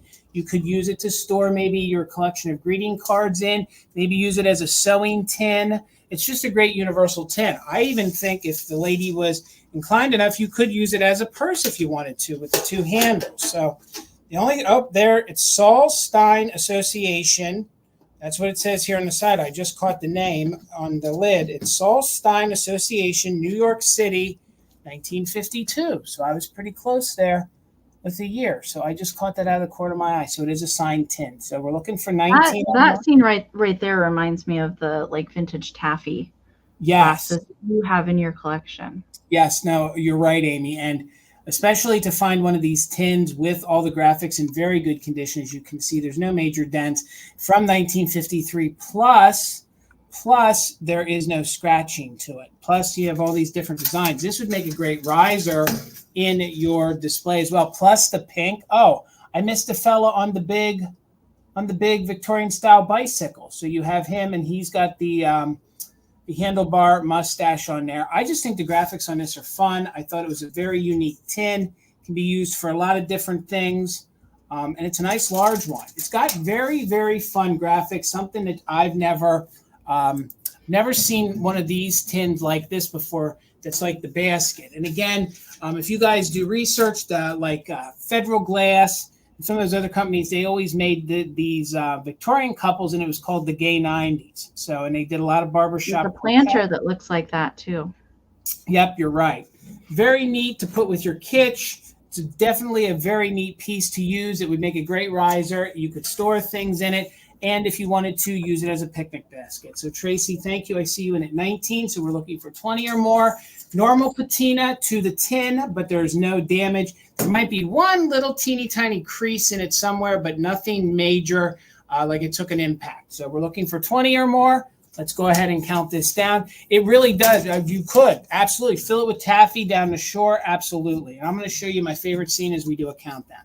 That's what sold me on it right there. For the summertime. So $20 or more. We are doing just in case for active bidders. 20, 19, 18, 17, 16, 15, 14, 13, 12, 11, 10, 9, 8, 7, 6, 5, 4, 3, 2, 1. Bid end. There is where it says where the company that it is from. Gosh, that would stare me right in the face. That's why, because it's on the other part of that. So again, it's just a fun scene. You got the little kids playing with their boats back there in the little lake or the little pond, rather have you. There's our bid end. Melanie, thank you so much. Congratulations. The tin is yours for $20. All right there, Miss Amy. All right.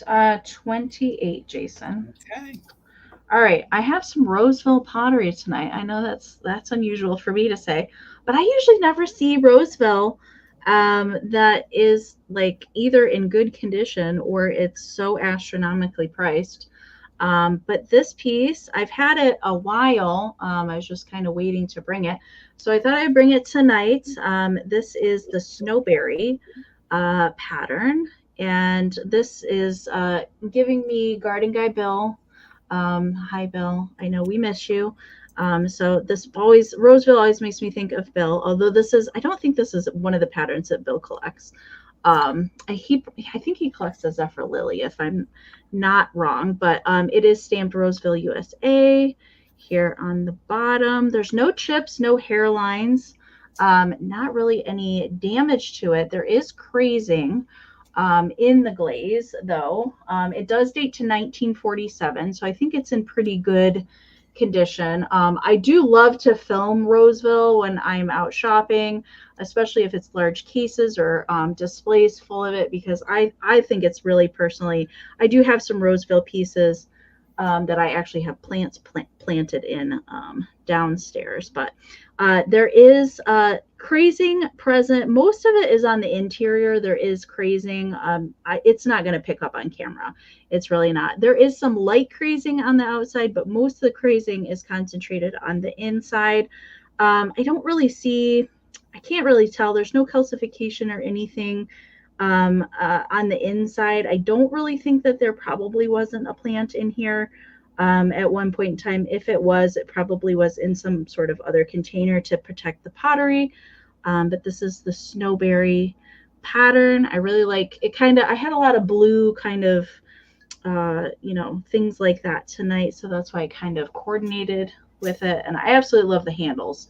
I think that's my favorite thing, is how they do the handles stylized on their pottery pieces. But I'm not seeing any bids on that. That's okay. We'll still do a countdown of interest on this. And we are looking for 28 on the Snowberry 1947 planter by Roseville. 20, 19, 18, 17, 16, 15, 14, 13, 12, 11, 10, 9, 8, 7, 6, 5, 4, 3, 2, 1, and a bid ends. Circle 7. I see a pop in there. Thank you so much. It does look like a popcorn tree. I agree with you on that. Now I want some hot buttery popcorn. That sounds really good. All right, there's the bid end from Karen. Thank you so much. Circle 7, this is coming to you. Congratulations. Thank you so much.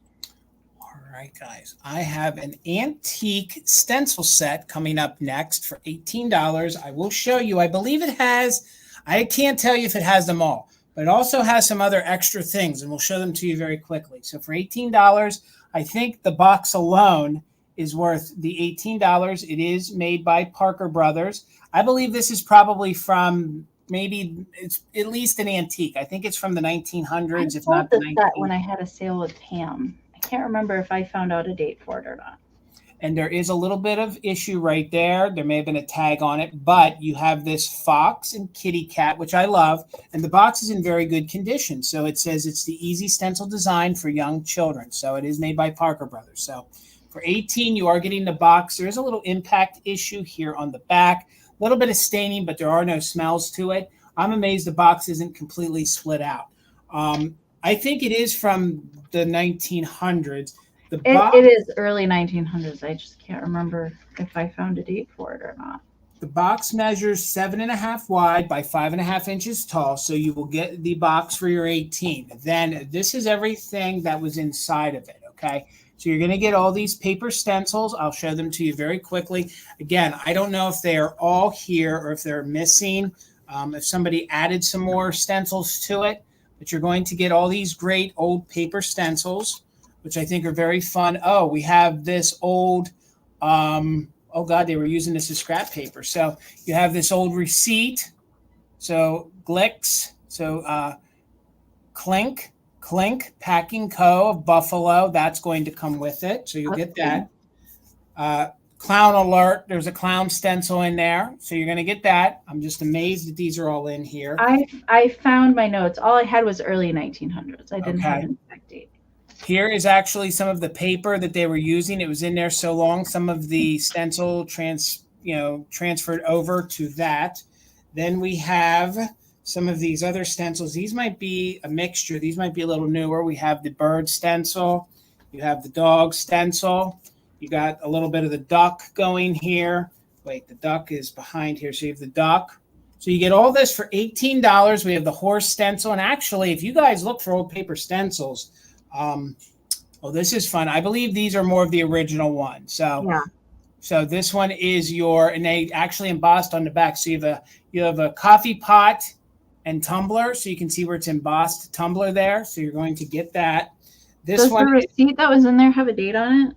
The receipt in it, I think it's 1900, somewhere around there. The receipt didn't have a set date on it. Hold on here. No, the receipt does not have a date on it. All it has is, no, they didn't put a date on it. Believe it or not, there's no date. Nope, no date at all. Here, I can show you guys. So for the 18, you're going to get everything, including this. We're going to keep it with it. That's cool. No, they never put a date. But I think I remember when you sold this, Amie, because each one is embossed. So this is a box. Mine had a lot more like sports kind of things in it. It had like animals and baseball. Gotcha. Like weird mixture. So what I love is that you have the teapot and a coffee cup. Again, these are fun. Then you have, this is an e-pern, but they're calling it a flower stand. So e-pern is also a flower stand. Look at that.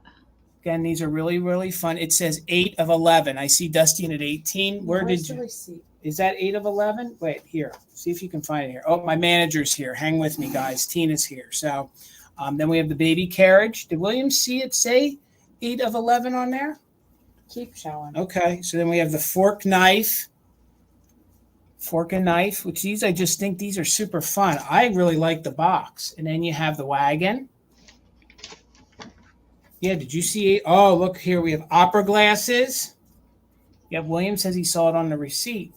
Hold on, William. Tina's looking. She'll see it if I miss it. I see it, but bell and drum. So we have the bell and drum. Is it up there? Oh, it is. But I can't read what the year is. So yeah, no, it is 8/11. Sorry, yeah, you guys but are right. I can't. Yeah, here it is, William. You're right. There's 8/11, but then look at that scribble. That then we have a whole bunch of scribble. Maybe I don't know. It could be August of 1911. I don't know. So then we have oh wait. So that one's really fun. So here we have the double-handled urn.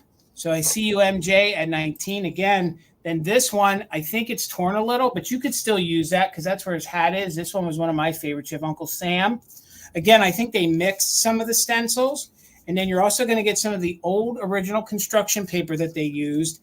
And then somebody, this is what really got me, was somebody made some. So they drew fun. these. Yeah, mine had some like that too. So you have that in. And then this one, I think, is the true stencil. They did the flowers. And then this one, they actually did the little teapot and cup. So you get all those stencils, guys, plus you get the box. So we are in right now with MJ at 19. Thank you guys so much. Hold it the right way, Jason. So the box, I think, is in superb condition for being turn of the century. I believe it's probably early 1900s. Plus, you're going to get all those stencils, and I'll put them in there. Again, all for one money. So we're looking for $20 or more, made by Parker Brothers. 20 or more, counting them down just in case for active bidders. 20, 19, 18, 17, 16, 15, 14, 13, 12, 11, 10, 9, 8, 7, 6, 5, 4, 3, 2, 1. Bid end. We're looking for 20 or more. MJ Bear's in at 19. Again, a fun set. I knew I saw this box before. I must have been when I saw you sell it, Amy. I must have triggered my memory. I actually sold it with Catherine. I thought I sold it with Pam, but it was with I do Catherine. too. Lisa, I love this box. All right, there's our bid end. So Dusty, congratulations, friend. You're getting it for $20. Thank you so much. It's fun, y'all. It is fun. It's better in And now person. Dusty Moose has 2 sets because she got mine too. Oh, gosh, they're so good. It's good. We Thank you, expect to Dusty. see some stencil magic, Dusty. Yes. You know, while you're hanging out on the couch, use some of those stencils and send us in your artwork. That would be fun to So see. good. Okay, $12, Jason. Okay.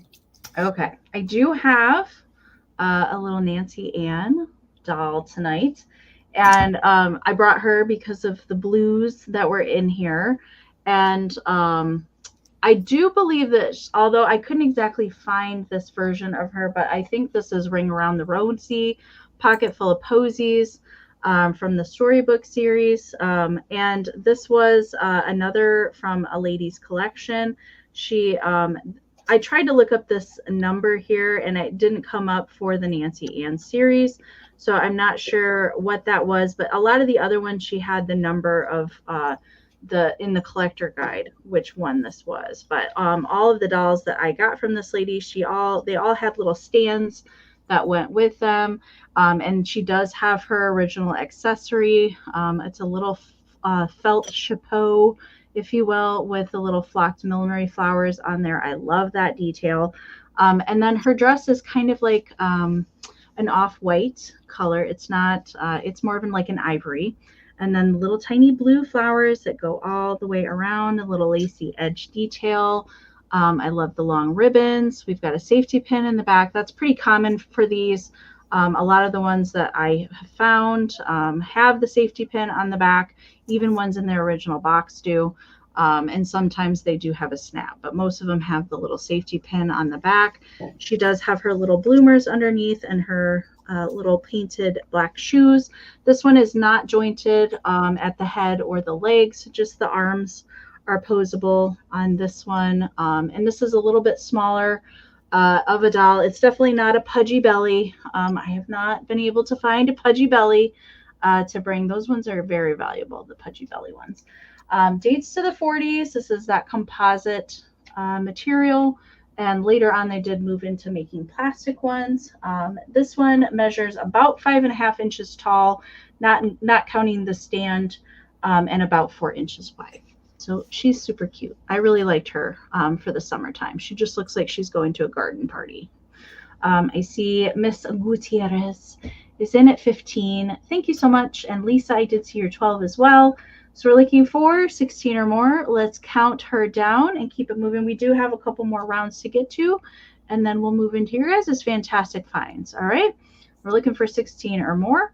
20, 19, 18, 17, 16, 15, 14, 13, 12, 11, 10, 9, 8, 7, 6, 5, 4, 3, 2, 1, bid end. So you said the pudgy belly ones. I've never. Yeah, so there are some earlier ones, like if you look underneath there, they're kind of, their belly kind of extends out.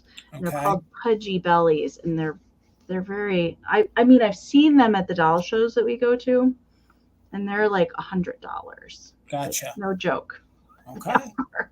All right, there's the bid end from Karen. Thank you so much. Sandra had an 18, but Debbie did put in a just in case. So Debbie, she is coming to you for 19. Congratulations. And Smalls, your 20 did come in after the bid end. Thank you so much.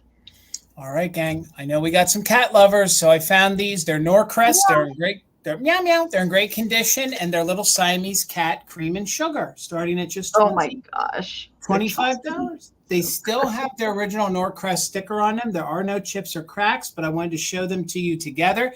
They are sitting big and proud, okay? They are large. They're about 5 inches tall. So here is the little kitty cat. Oh, my heck. In very good condition. I used to collect Siamese cats because my first cat was a seal point. So I actually had one of these. I forget which one in my collection. Never found the full set. So for $25, you're going to get the cream and the sugar. They do both have the Norcrest sticker hand painted on the bottom. So if you guys know Norcrest, they do a great glaze on them. It is a higher quality ceramics. No crazing. There's no chips. A lot of times the ears get chips. The mouths get chips. These are in very, very good vintage condition. So there's your little creamer, and the tail is actually the handle, which I love. I love these. These are so cute. Then we have Mr. Sugar. His little head comes off. He's in good condition. There's no spoon missing because there's no little lip for a spoon. So this, you would have just used a little spoon down on the inside. Again, there are no chips or cracks. Let me hold his little face up. There you can see great detailing. These are probably 60s Norcrest. And he has the little Norcrest sticker hand painting on the bottom. So if you guys love kitty cats, if you guys collect cream and sugars, again, this is a set that I recall as a kid just having one, but not the full set. And $25. You're going to get Japan Ceramic Norcrest Siamese Cat Cream and Sugar set. And they come in at just about 5 inches tall. Superb condition. No damage to them whatsoever. Crazing is little to none. But I just love these. Look at these cute little faces. Little blue eyes. Cute little snout. Again, definitely Siamese little cats.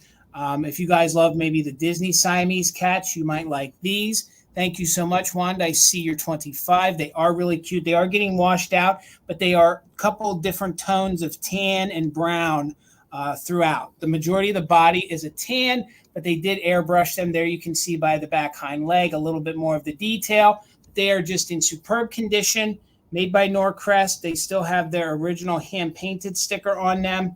And they are about 5 inches tall. So no chips, no cracks. Let's hold them up and let's do a countdown.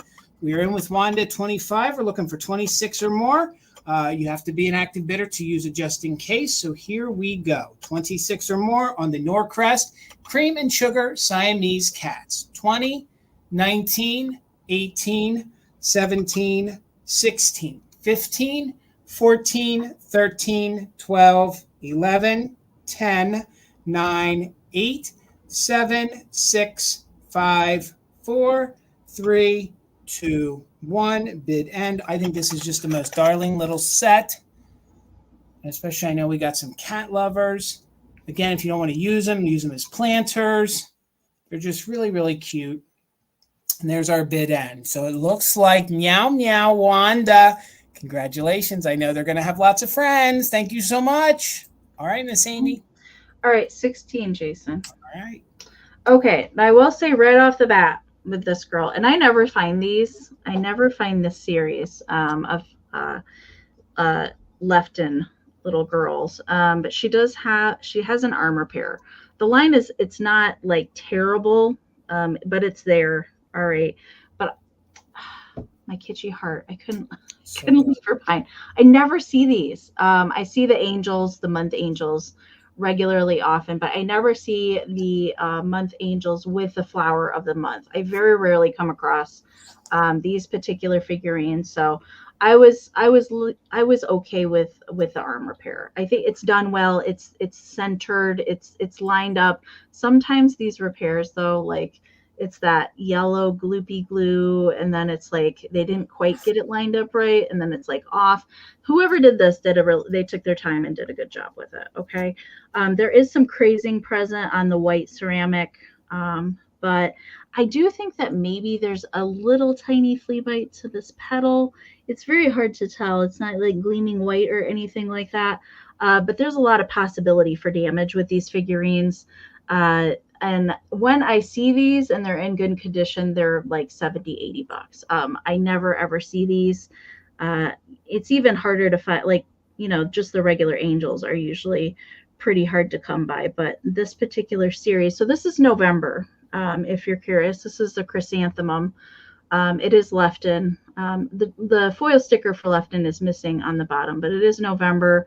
GOZ Lefton. There is like a little smooth chip out of the base here, although it's not visible from the back. But it is there a little bit on the bottom. I forgot to mention that. That is there on the bottom. But I love these because they're so three-dimensional. All the little flower petals, I mean, my gosh.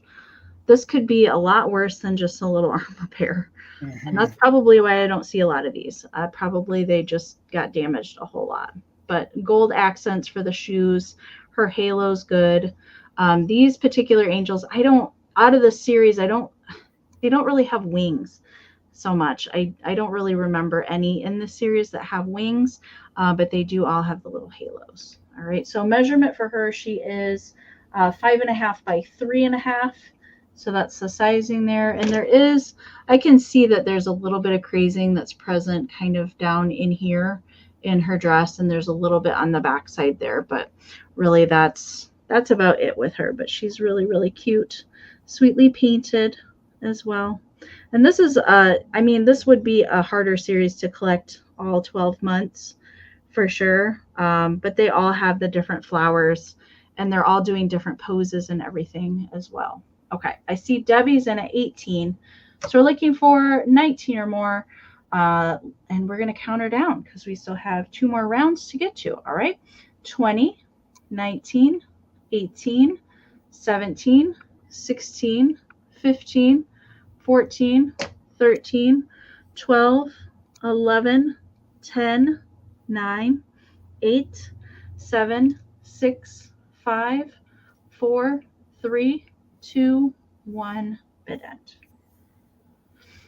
Every time I see some of these, I always think of the SNL. I like to kick. I like to stretch because I'm 50. I'm 50. Yeah. Oh, my gosh. And they're like angels in training. These are the ones that are still doing the workouts before they earn their wings. Yeah. All right. There's the bid end from Karen. Thank you so, so much. So Debbie had a high bid, but Smalls did put in a just in case. She refreshed and got her just in case in before the bid end. So Smalls, this is coming to you for 19. Congratulations. Thank you so much. All righty, gang. If you recall, a few sales ago, I had a pajama bag that I offered. These came from that same estate. And she told me that her mother crocheted these, and she believes they were from a kit, okay? I have, if you are a pink elephant collector or a pink poodle collector, I have the quintessential crocheted stuffed animals for you. I actually remember having the poodle kit, and I believe they called it Fifi, okay? Fifi, yeah.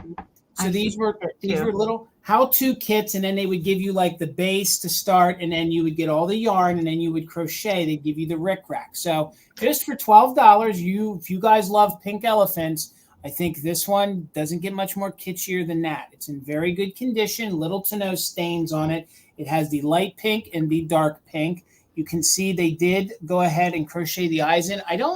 It's the way that's stitched in. So it's not like there's a pull on it or anything. That's the way they stitched it in. You can see they took the glittery rickrack and made the little hat for it. And then they went ahead and made the little collar for it, okay? So this cute little elephant is your first choice at $12. It is stuffed. There's no funky odors to it.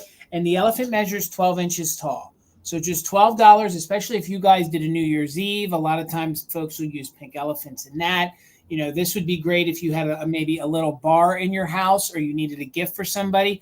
This would be really, really good with all that pink elephant stuff. You know, you could put this here on the bar, maybe a little sign that says bars open.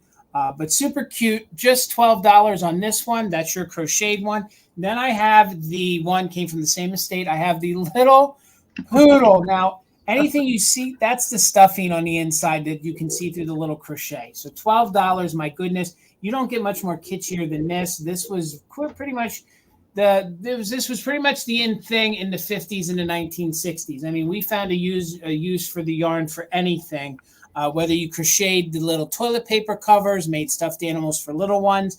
And the woman does remember these from right around the late 50s, early 60s. So the little Fifi poodle with the cute little snout, has a little snout and nose, 9 inches tall. So $12. Can you imagine trying to buy the materials at $12 and the time it went to make these? I mean, question, did the wacky man with the set go sold? Yes, Smalls. The alter egos both were claimed and sold. I think that's what you're asking about. Yes, Smalls. Yeah. I'm sorry. Yeah, Smalls. They did both sell, but you can see they're in very good, clean condition. If you guys love pink, if you guys are looking for some kitschy decor, I think these are going to look great. There's a little fuzz on there. So again, here's little. I believe these are little Fifi. So these are the little ears. That's the little pom-pom. Here's the little teeny tiny snout and nose. And then it has a little ribbon around it. They do have a base. So the base is pretty hard. So it does help it stand. So it will stand.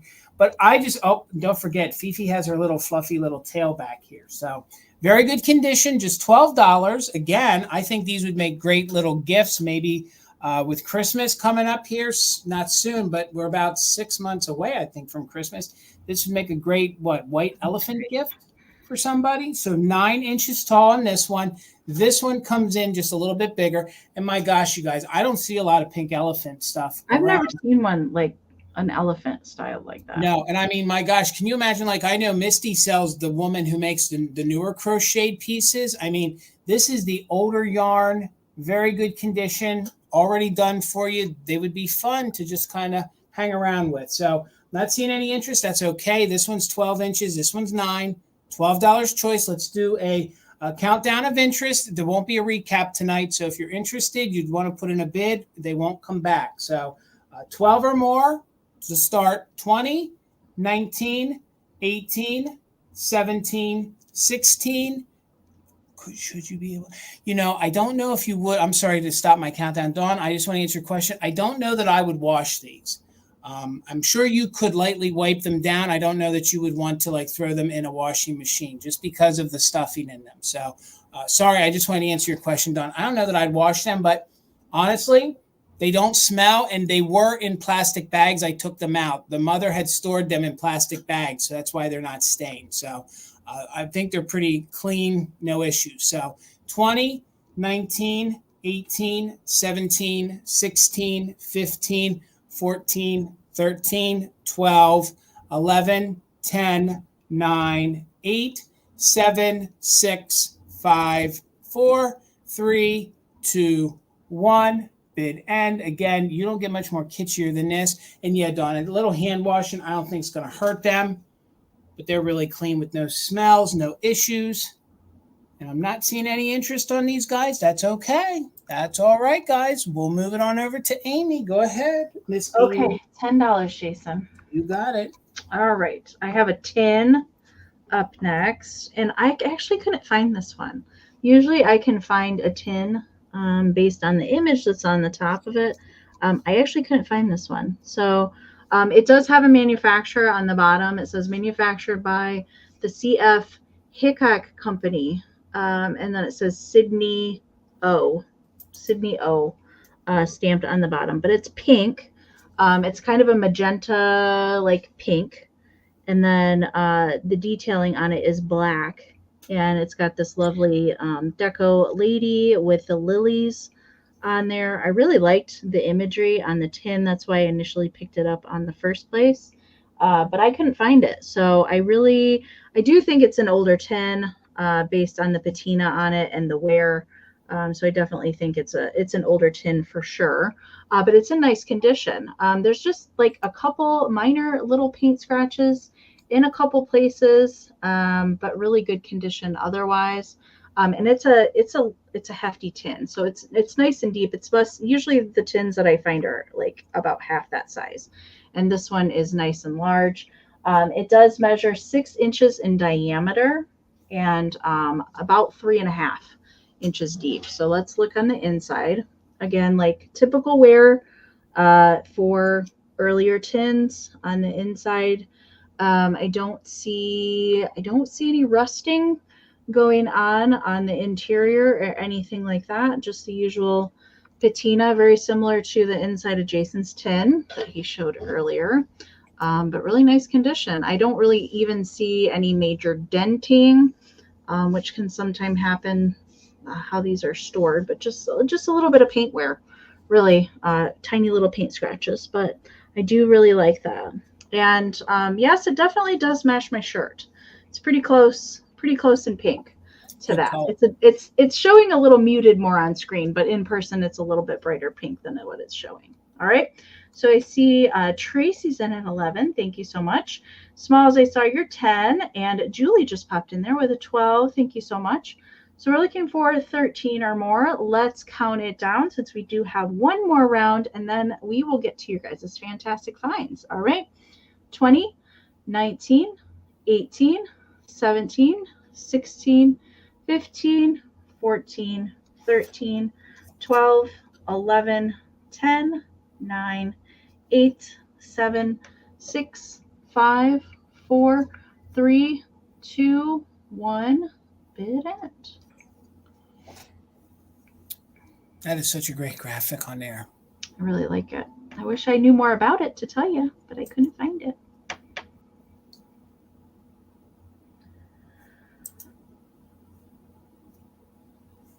All right, there is the bid end from Karen. So Julie, I know you meant just in case of 18, not a Q18. And then Smalls also had an 18. So in the event of a tie, go by who we see first. So Julie, this is coming to you. Congratulations. Thank you so much. All right, my last item this evening will start at $12 if it wants to load. There it is. So I have a piece, I'm going to call this ephemera. So this, I actually got this when Amie was in town. And when we were cleaning the garage, I found a bag of things from when she was in town. Oh, so, yes. I remember where you bought that. Yes. So this is $12. You don't find these that often. Did that come from Black Rose? Was that where that Yes, that's exactly.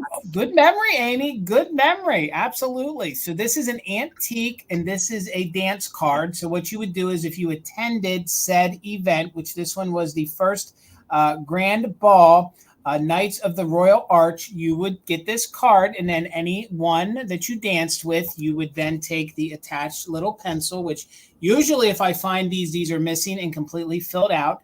It has the original pink pencil, and you would put the individual that you danced with for said song. So $12, I think this would be fun ephemera for you guys to just kind of have, decorate with.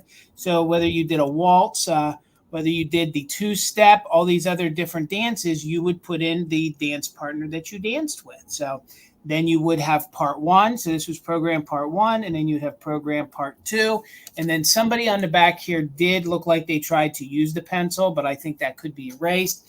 And then this one was courtesy of the floor manager, or it would give you the floor managers that were running the dance hall. So if you guys are into vintage ephemera, if you guys are into music, if you guys are into dancing, these are really fun. And a lot of times they don't have such great graphics on the front. So you have these fellas, they're kind of cheersing. I want to make sure, I think they're kind of like cheersing each other, kind of, you know, in the background there. And then you can actually see there is this silver. It is actually three-dimensional. It's actually like a metallic.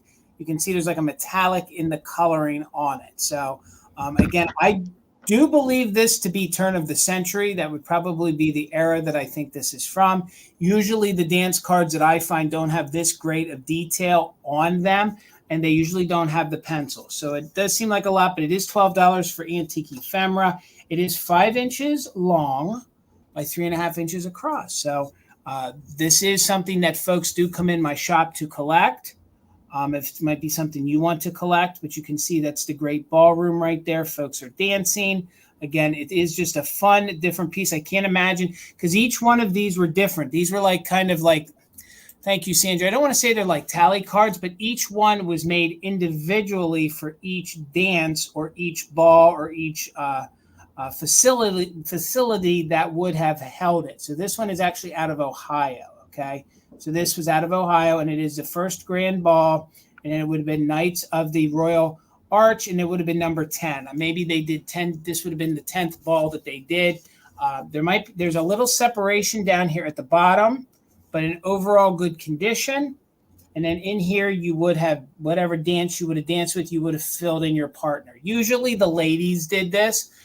By today's standards, I want to make sure that it's unisex. Either could do it, but usually it was a young lady kind of documenting her trip to the ball, and she would go ahead and write down whom she danced with. Usually the more of the same person meant maybe she was sweet on them. So Sandra, I see you're 12. We're looking for 13 or more. Let's go ahead and count it down. In very good condition. I do believe it's probably from the turn of the century. 20, 19, 18, 17, 16, 15, 14, 13, 12, 11, 10, 9, 8, 7, 6, 5, 4, 3, 2, 1. Bid end. Definitely a bygone era. Definitely nice to document if you're into Victorian things, if you're into music, if you're into dancing, or you just want a fun piece of ephemera to put with some of your different early antique pieces. There's the bid end. Thank you so much, Karen G. So we had a 13 from Lisa. Sandra had a just in case of 15. So $14. It's going to Sandra. Thank you so much and congratulations. All right, Miss Amy, we did it. We did it. I have one more round, Jason. You do? Oh, okay. Yeah. Sorry, my 16. bad. 16? Okay. Did I count wrong? Okay, let's keep. You got it, Miss Amy. Do it, girl. Sorry. Okay. Did I miss one? Okay. 10, Jason. 10, okay. Okay. Did I miss one? We're gonna end tonight, meow meow, with a super happy cat. And what I can tell you about this little kitty here, she does have a hairline on her foot. First of all, right in here, there's a little hairline on the foot, but otherwise, freaking adorable. And I haven't come across one of these in a while.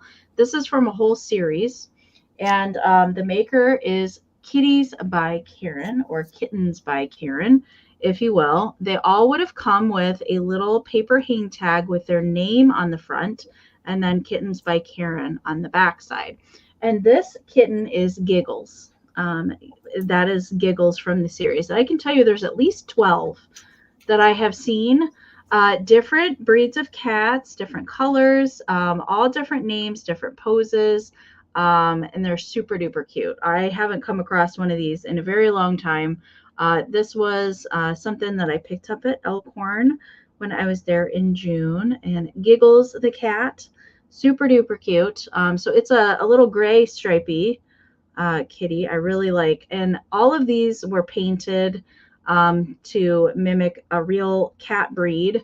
I can tell you there's orange ones, there's brown ones, there's black ones, all sorts of breeds of little kitties, but this is Giggles. So somebody told her a funny dad joke. I think that's what's going on with this one. But she's got her little paw up in the air. So there would have been a little Paper Japan sticker, but the Kittens by Karen is the manufacturer. She did salt and pepper shakers and figurines of the Kittens by Karen. Not really anything else that I know of or have seen. I don't think that she ever did any planters or larger pieces or kitchen pieces or anything like that. That's really the only thing that I've seen. But there is a hairline on this foot right in here. I can feel it with my finger, but I couldn't leave that meow, that happy little face behind. And she was actually, I can't remember if I haven't done this video yet. I can't remember if I filmed the table that it was on or not, but it was on this table of like rusty, crusty, dusty, like man stuff, and it didn't belong there, so I had to rescue her. Okay. She does measure 3.5 by 2.5, so that's the size. Just a cute little figurine. So we're going to count her down. I see Peppermint Patty popped in there with a 10, and Julie's also at 10. So we're looking for 11 or more. Let's count Giggles the cat down. 20, 19, 18, 17, 16, 15, 14, 13, 12, 11, 10, 9, 8, 7, 6, 5, 4, 3, 2, 1. Bit end. That's how I had it in my preview, although that's a pretty large cat for her. It's like a Maine Coon cat in comparison to the Nancy Ann. I love that face. We have one of these, and you can't have a bad day with that little kitty cat. No, you can't. All right, there's the bit end from Karen. Thank you so much. So Julie put in a just in case of 12. Wanda came in there with a 12, but with the event of a tie, Julie had the first 12. So congratulations, Julie. She's coming to you. Thank you so much. And I didn't count right, so I did grab something really quick. So sorry, Amy. I think it's the first time I ever did that. So that's all right. These are in rough condition, but you're going to get them both for $5. And I can't imagine there's many of these around. So I have two 1906 or around there. They're seed packs, okay? Oh, so those are cool. You're going to get both of these for $5. So you can see there is a little bit of wear. They have been ripped open and used, but these are little sweet seeds. So they would have been little seed packs. They have these gorgeous little flowers on there. And it says new seed for 1906. 1906. So I have to believe that these are from 1906. They're little sweet peas. They explain to you how to go ahead and, put them 4 inches deep in the very early spring. And again, you're going to get both of these. They were opened. They're great ephemera. They have great graphics on them. They are great for scrapbooking. Absolutely. These would be great to go ahead and pop them in a flower frog because they are little seed packs. And they're just great colors. I mean, these are antiques. I can't imagine that they're best around. So it's the best mixed sweet peas. So $5 is going to get you both of these. Somebody did some math here on the back. But again, these are fun little ephemera pieces, especially if you guys are a gardener or you're looking for something. There's no seeds in there though, right? No seeds at all. They are empty. You can tell that they did rip them open. There is, wear to them. But honestly, I mean, this is true ephemera. This was supposed to be, you were supposed to take these seeds out and these were supposed to be thrown away. So yeah. The fact that these remained well over almost 120 some years later, they're just fun. And again, I thought they'd be neat. I didn't want to discard them. I know folks come in my store, they do buy this to junk journal with. They do put this in with gardening things. Like if you guys do a gardening display and you guys have old tools or something, you can go ahead and pop this. Maybe you have one of the little rakes you can go ahead and pop that in there. Garden catalogs. Yep, absolutely. It's just, they're small, they're fun. They measure, speaking of that, they measure 5 by 3. You're going to get them both. They're not $5 choice. It's $5 for both of them. I think the graphics on it are amazing. But I don't see any interest. That's okay. We'll do an interest countdown. They're $5. So you get them both from 1906. They're vintage seed packs, sweet peas. Maybe someone sweet pea you want to gift them to. 20, 19, 18, 17, 16, 15, 14, 13, 12, 11, 10, 9, 8, 7, 6, 5, 4, 3, 2, 1. Bid end. I know they're rough, but my God, they're old. They're great to repurpose. You could use them for something else. Frame them, put them in a flower frog, put them in flowers. If you had an anthropomorphic collection, you could add them in with that maybe. I just think they're fun. Debbie, I see you're 6. Thank you so much. Right before the bid ends. So Debbie Gutierrez, you get the antique seed packs for $6. Had to grab it real quick. Y'all saw my garage. I got stuff. So, gosh, I'll write you down, Debbie. Thank you so much. We did it, Amy. That's awesome. I love those. That was a good grab. Thank you. I don't think I've seen seed packets that old anywhere. No, and if the I ones have, from like the 40s usually are the ones that I see. Yeah, no, that's some good old stuff. So somebody, 118 years old. They look pretty good. Yeah. You're right. Well, guys, thank you so much for hanging out with us. Every Wednesday night, myself and Amy do this. We start at 8 p.m. Eastern. We bring our fantastic finds. We turn it over to you guys then. Share your fantastic finds. If you're a new buyer, make sure you email Amy. Her email's right below her. Make sure you email me. We need all the important information we need. I'm good with everybody. Okay. All right. I think I might need one person's info. So please, if you're new to me, send it to me. I'll need your full name. I'll need your screen name and your address and an email so we can send that out to. Okay. Thank you so much, Karen G, for being our official mod and bid ender. Make sure you follow her husband, Gavin, Grady Grupo Vintage Recordings. Kim, thank you so much, aka Desert Gal. Make sure you follow her on Vamp and over on eBay. If you could, Kim, put one of your links in. We're getting to the point here where I got storms coming through, so this is a good time. So before we get into everyone's fantastic finds, Amie, girl, you want to tell the folks what you got coming up? Yes. So tomorrow night on my channel, 8 p.m. Eastern, Tina is joining me to kick off Christmas in July. I can't wait. It's my second favorite Christmas as opposed to the real Christmas. It's Christmas in July. So, and then I'll be back next Wednesday for fantastic finds again. Then next Thursday, also on my channel, 8 p.m. Eastern, Barb of Winking Owl Antiques is joining me for a Christmas sale as well. I cannot wait for that. That's going to be fantastic. Barb has excellent taste in Christmas. Tina has excellent taste in Christmas. So it's going to be fun for the next 2 weeks for sure. Going to be a lot of good stuff. Amie has some good handmaids for tomorrow. I know Tina has some Holt Howard for tomorrow night. Amie has some other great Christmas too. So I'll be in the chat, guys. Come on over and hang out with them. So I will be back Monday night. I'm going to do another solo sale. So come hang out with me at 8 p.m. Eastern here on my channel for a Monday night sale. I don't know if it'll be a Christmas vintage mix or it'll be all, I haven't decided yet. So make sure you're subscribed to me here and follow me on Instagram. I'll let you guys know. It might be a mix. I'm not too sure, but I will be back Monday at 8 p.m. Eastern.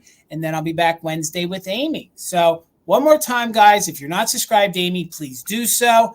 Every little bit helps us grow our small business. Every time you guys comment, give a thumbs up, it helps us. So please follow us here and follow us over on Instagram. So I will be doing my invoicing as a reminder on Friday. So if anybody bought tonight and comes tomorrow night and purchases anything, I'm happy to combine ship as long as everything is comfortable together in the box. yes. I'm happy to do that, but Friday, I will email everybody when invoices go out so that you're not looking for them.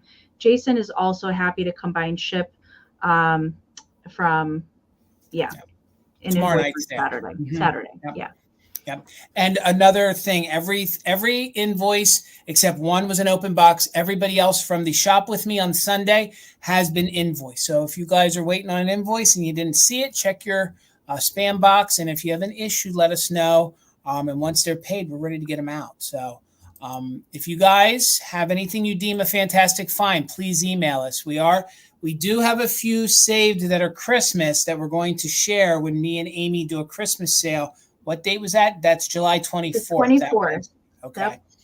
So we will do a special fantastic find of Christmas and share some Christmas. So, but anything you deem a fantastic find, please email us to sharemyfindslive@gmail.com. That again is sharemyfindslive@gmail.com. And tonight we just have two pictures. So it will be a short one tonight. We have a send in from KB, not KBEE, but just KB. We also have something that got sent in from our friend Brian from the New England area. So KB had sent this in. She does a Juneteenth display each year. And she has found some dolls and some pieces from the 50s and 60s that she deems very, very appropriate and loves to do her Juneteenth display. I love the dollies. They're so cute. Gosh. I do oh my too. Gosh. With the books even. I do too. Now, I don't know. I think the books are probably 1960s, I think it said in her email. And I'm pretty sure the dolls are from that same era as well. So definitely gives me some ideas. I think it's a really fun display. And thank you, KB, for sending that one in. KB. Good one. KB in the chat tonight, but she might be in the Lurkers Lounge. So thank you for emailing us. Brian knows how to pull on both of our heartstrings. He sent us a picture that he purchased these from a live seller, and he got the egg cups. I love them. They're good. Amie, who do you think made these? I'm pretty sure these are Lefton. Okay. All right. So there's the double-sided mug with the Santa and the Mrs. I know the Mrs. looks very similar to that. Yes. Well, Brian, he also, I know, collects moon and star. So I hope we get to see some maybe photos from you, Brian, of your moon and star. Those are good egg cups too, by the way. They are. I've never seen those in the wild. You got us with the egg cups. They're good. I usually see the Christ ones that have the little knit caps and stuff. Like it was a whole set they made. I see that. So, guys, thank you so much. We just want to let you know how much we value you, how much we love our job. We do this because of you guys. We're grateful for you, and we just want to thank you guys so much. So we enjoy the fact that our vintage friends want to hang out with us every single Wednesday night here for Fantastic Finds. We're coming up on like a year and a half of doing this, and I look forward to it every single week. So, Amie, is there anything that I missed? Anything we need to tie up? We covered everything. Okay. I think we got it tonight. Yeah. Right, well, I do want to close and just say, guys, please be kind to each other out there. This world is getting a little ragged and rough, so please be kind to one another, and please consider becoming an organ donor. If you guys are not, it's very easy. I myself received the gift of an organ donation, so please, next time you renew your driver's license, if you can, just please check yes. If that's the one little thing that I can do to give back for my gift that I was given, to maybe have one person here tonight that is not an organ donor become one, so it can save a few hundred lives. Everything can be harvested and used, so it's not necessarily a religious thing. It's just paying it forward as you head off to wherever you believe you head off to after you leave this world. So please, I do know there's folks in our community that are sick, that are on the list or going to be added to the list very soon. So just please pay it forward. So, and also I do want to say one more thing in closing. Please, guys, we did add the GoFundMe. Tammy and David of Vintage Uprising, Texas did have a horrible thing occur. They did lose their house in a fire. So please, if you want to donate, that link will be down there, even in the replay. Please do your best. I don't personally know Tammy and David, but they are in our vintage family community here. We're all in this together. So please show them some support. If you can't help them financially, send them some well wishes and just keep them in your thoughts and prayers, guys. Okay. It's a horrible situation that nobody wants to be put in. So with that said, you guys have a great week. I'll see you tomorrow night over on Amy's channel at 8 p.m. for her and Tina. They're going to sling some Kitschmas and make sure you guys can deck your halls really well. So until then, have a great night, everybody. We'll see you later. Good night, you guys. Thank you. Bye.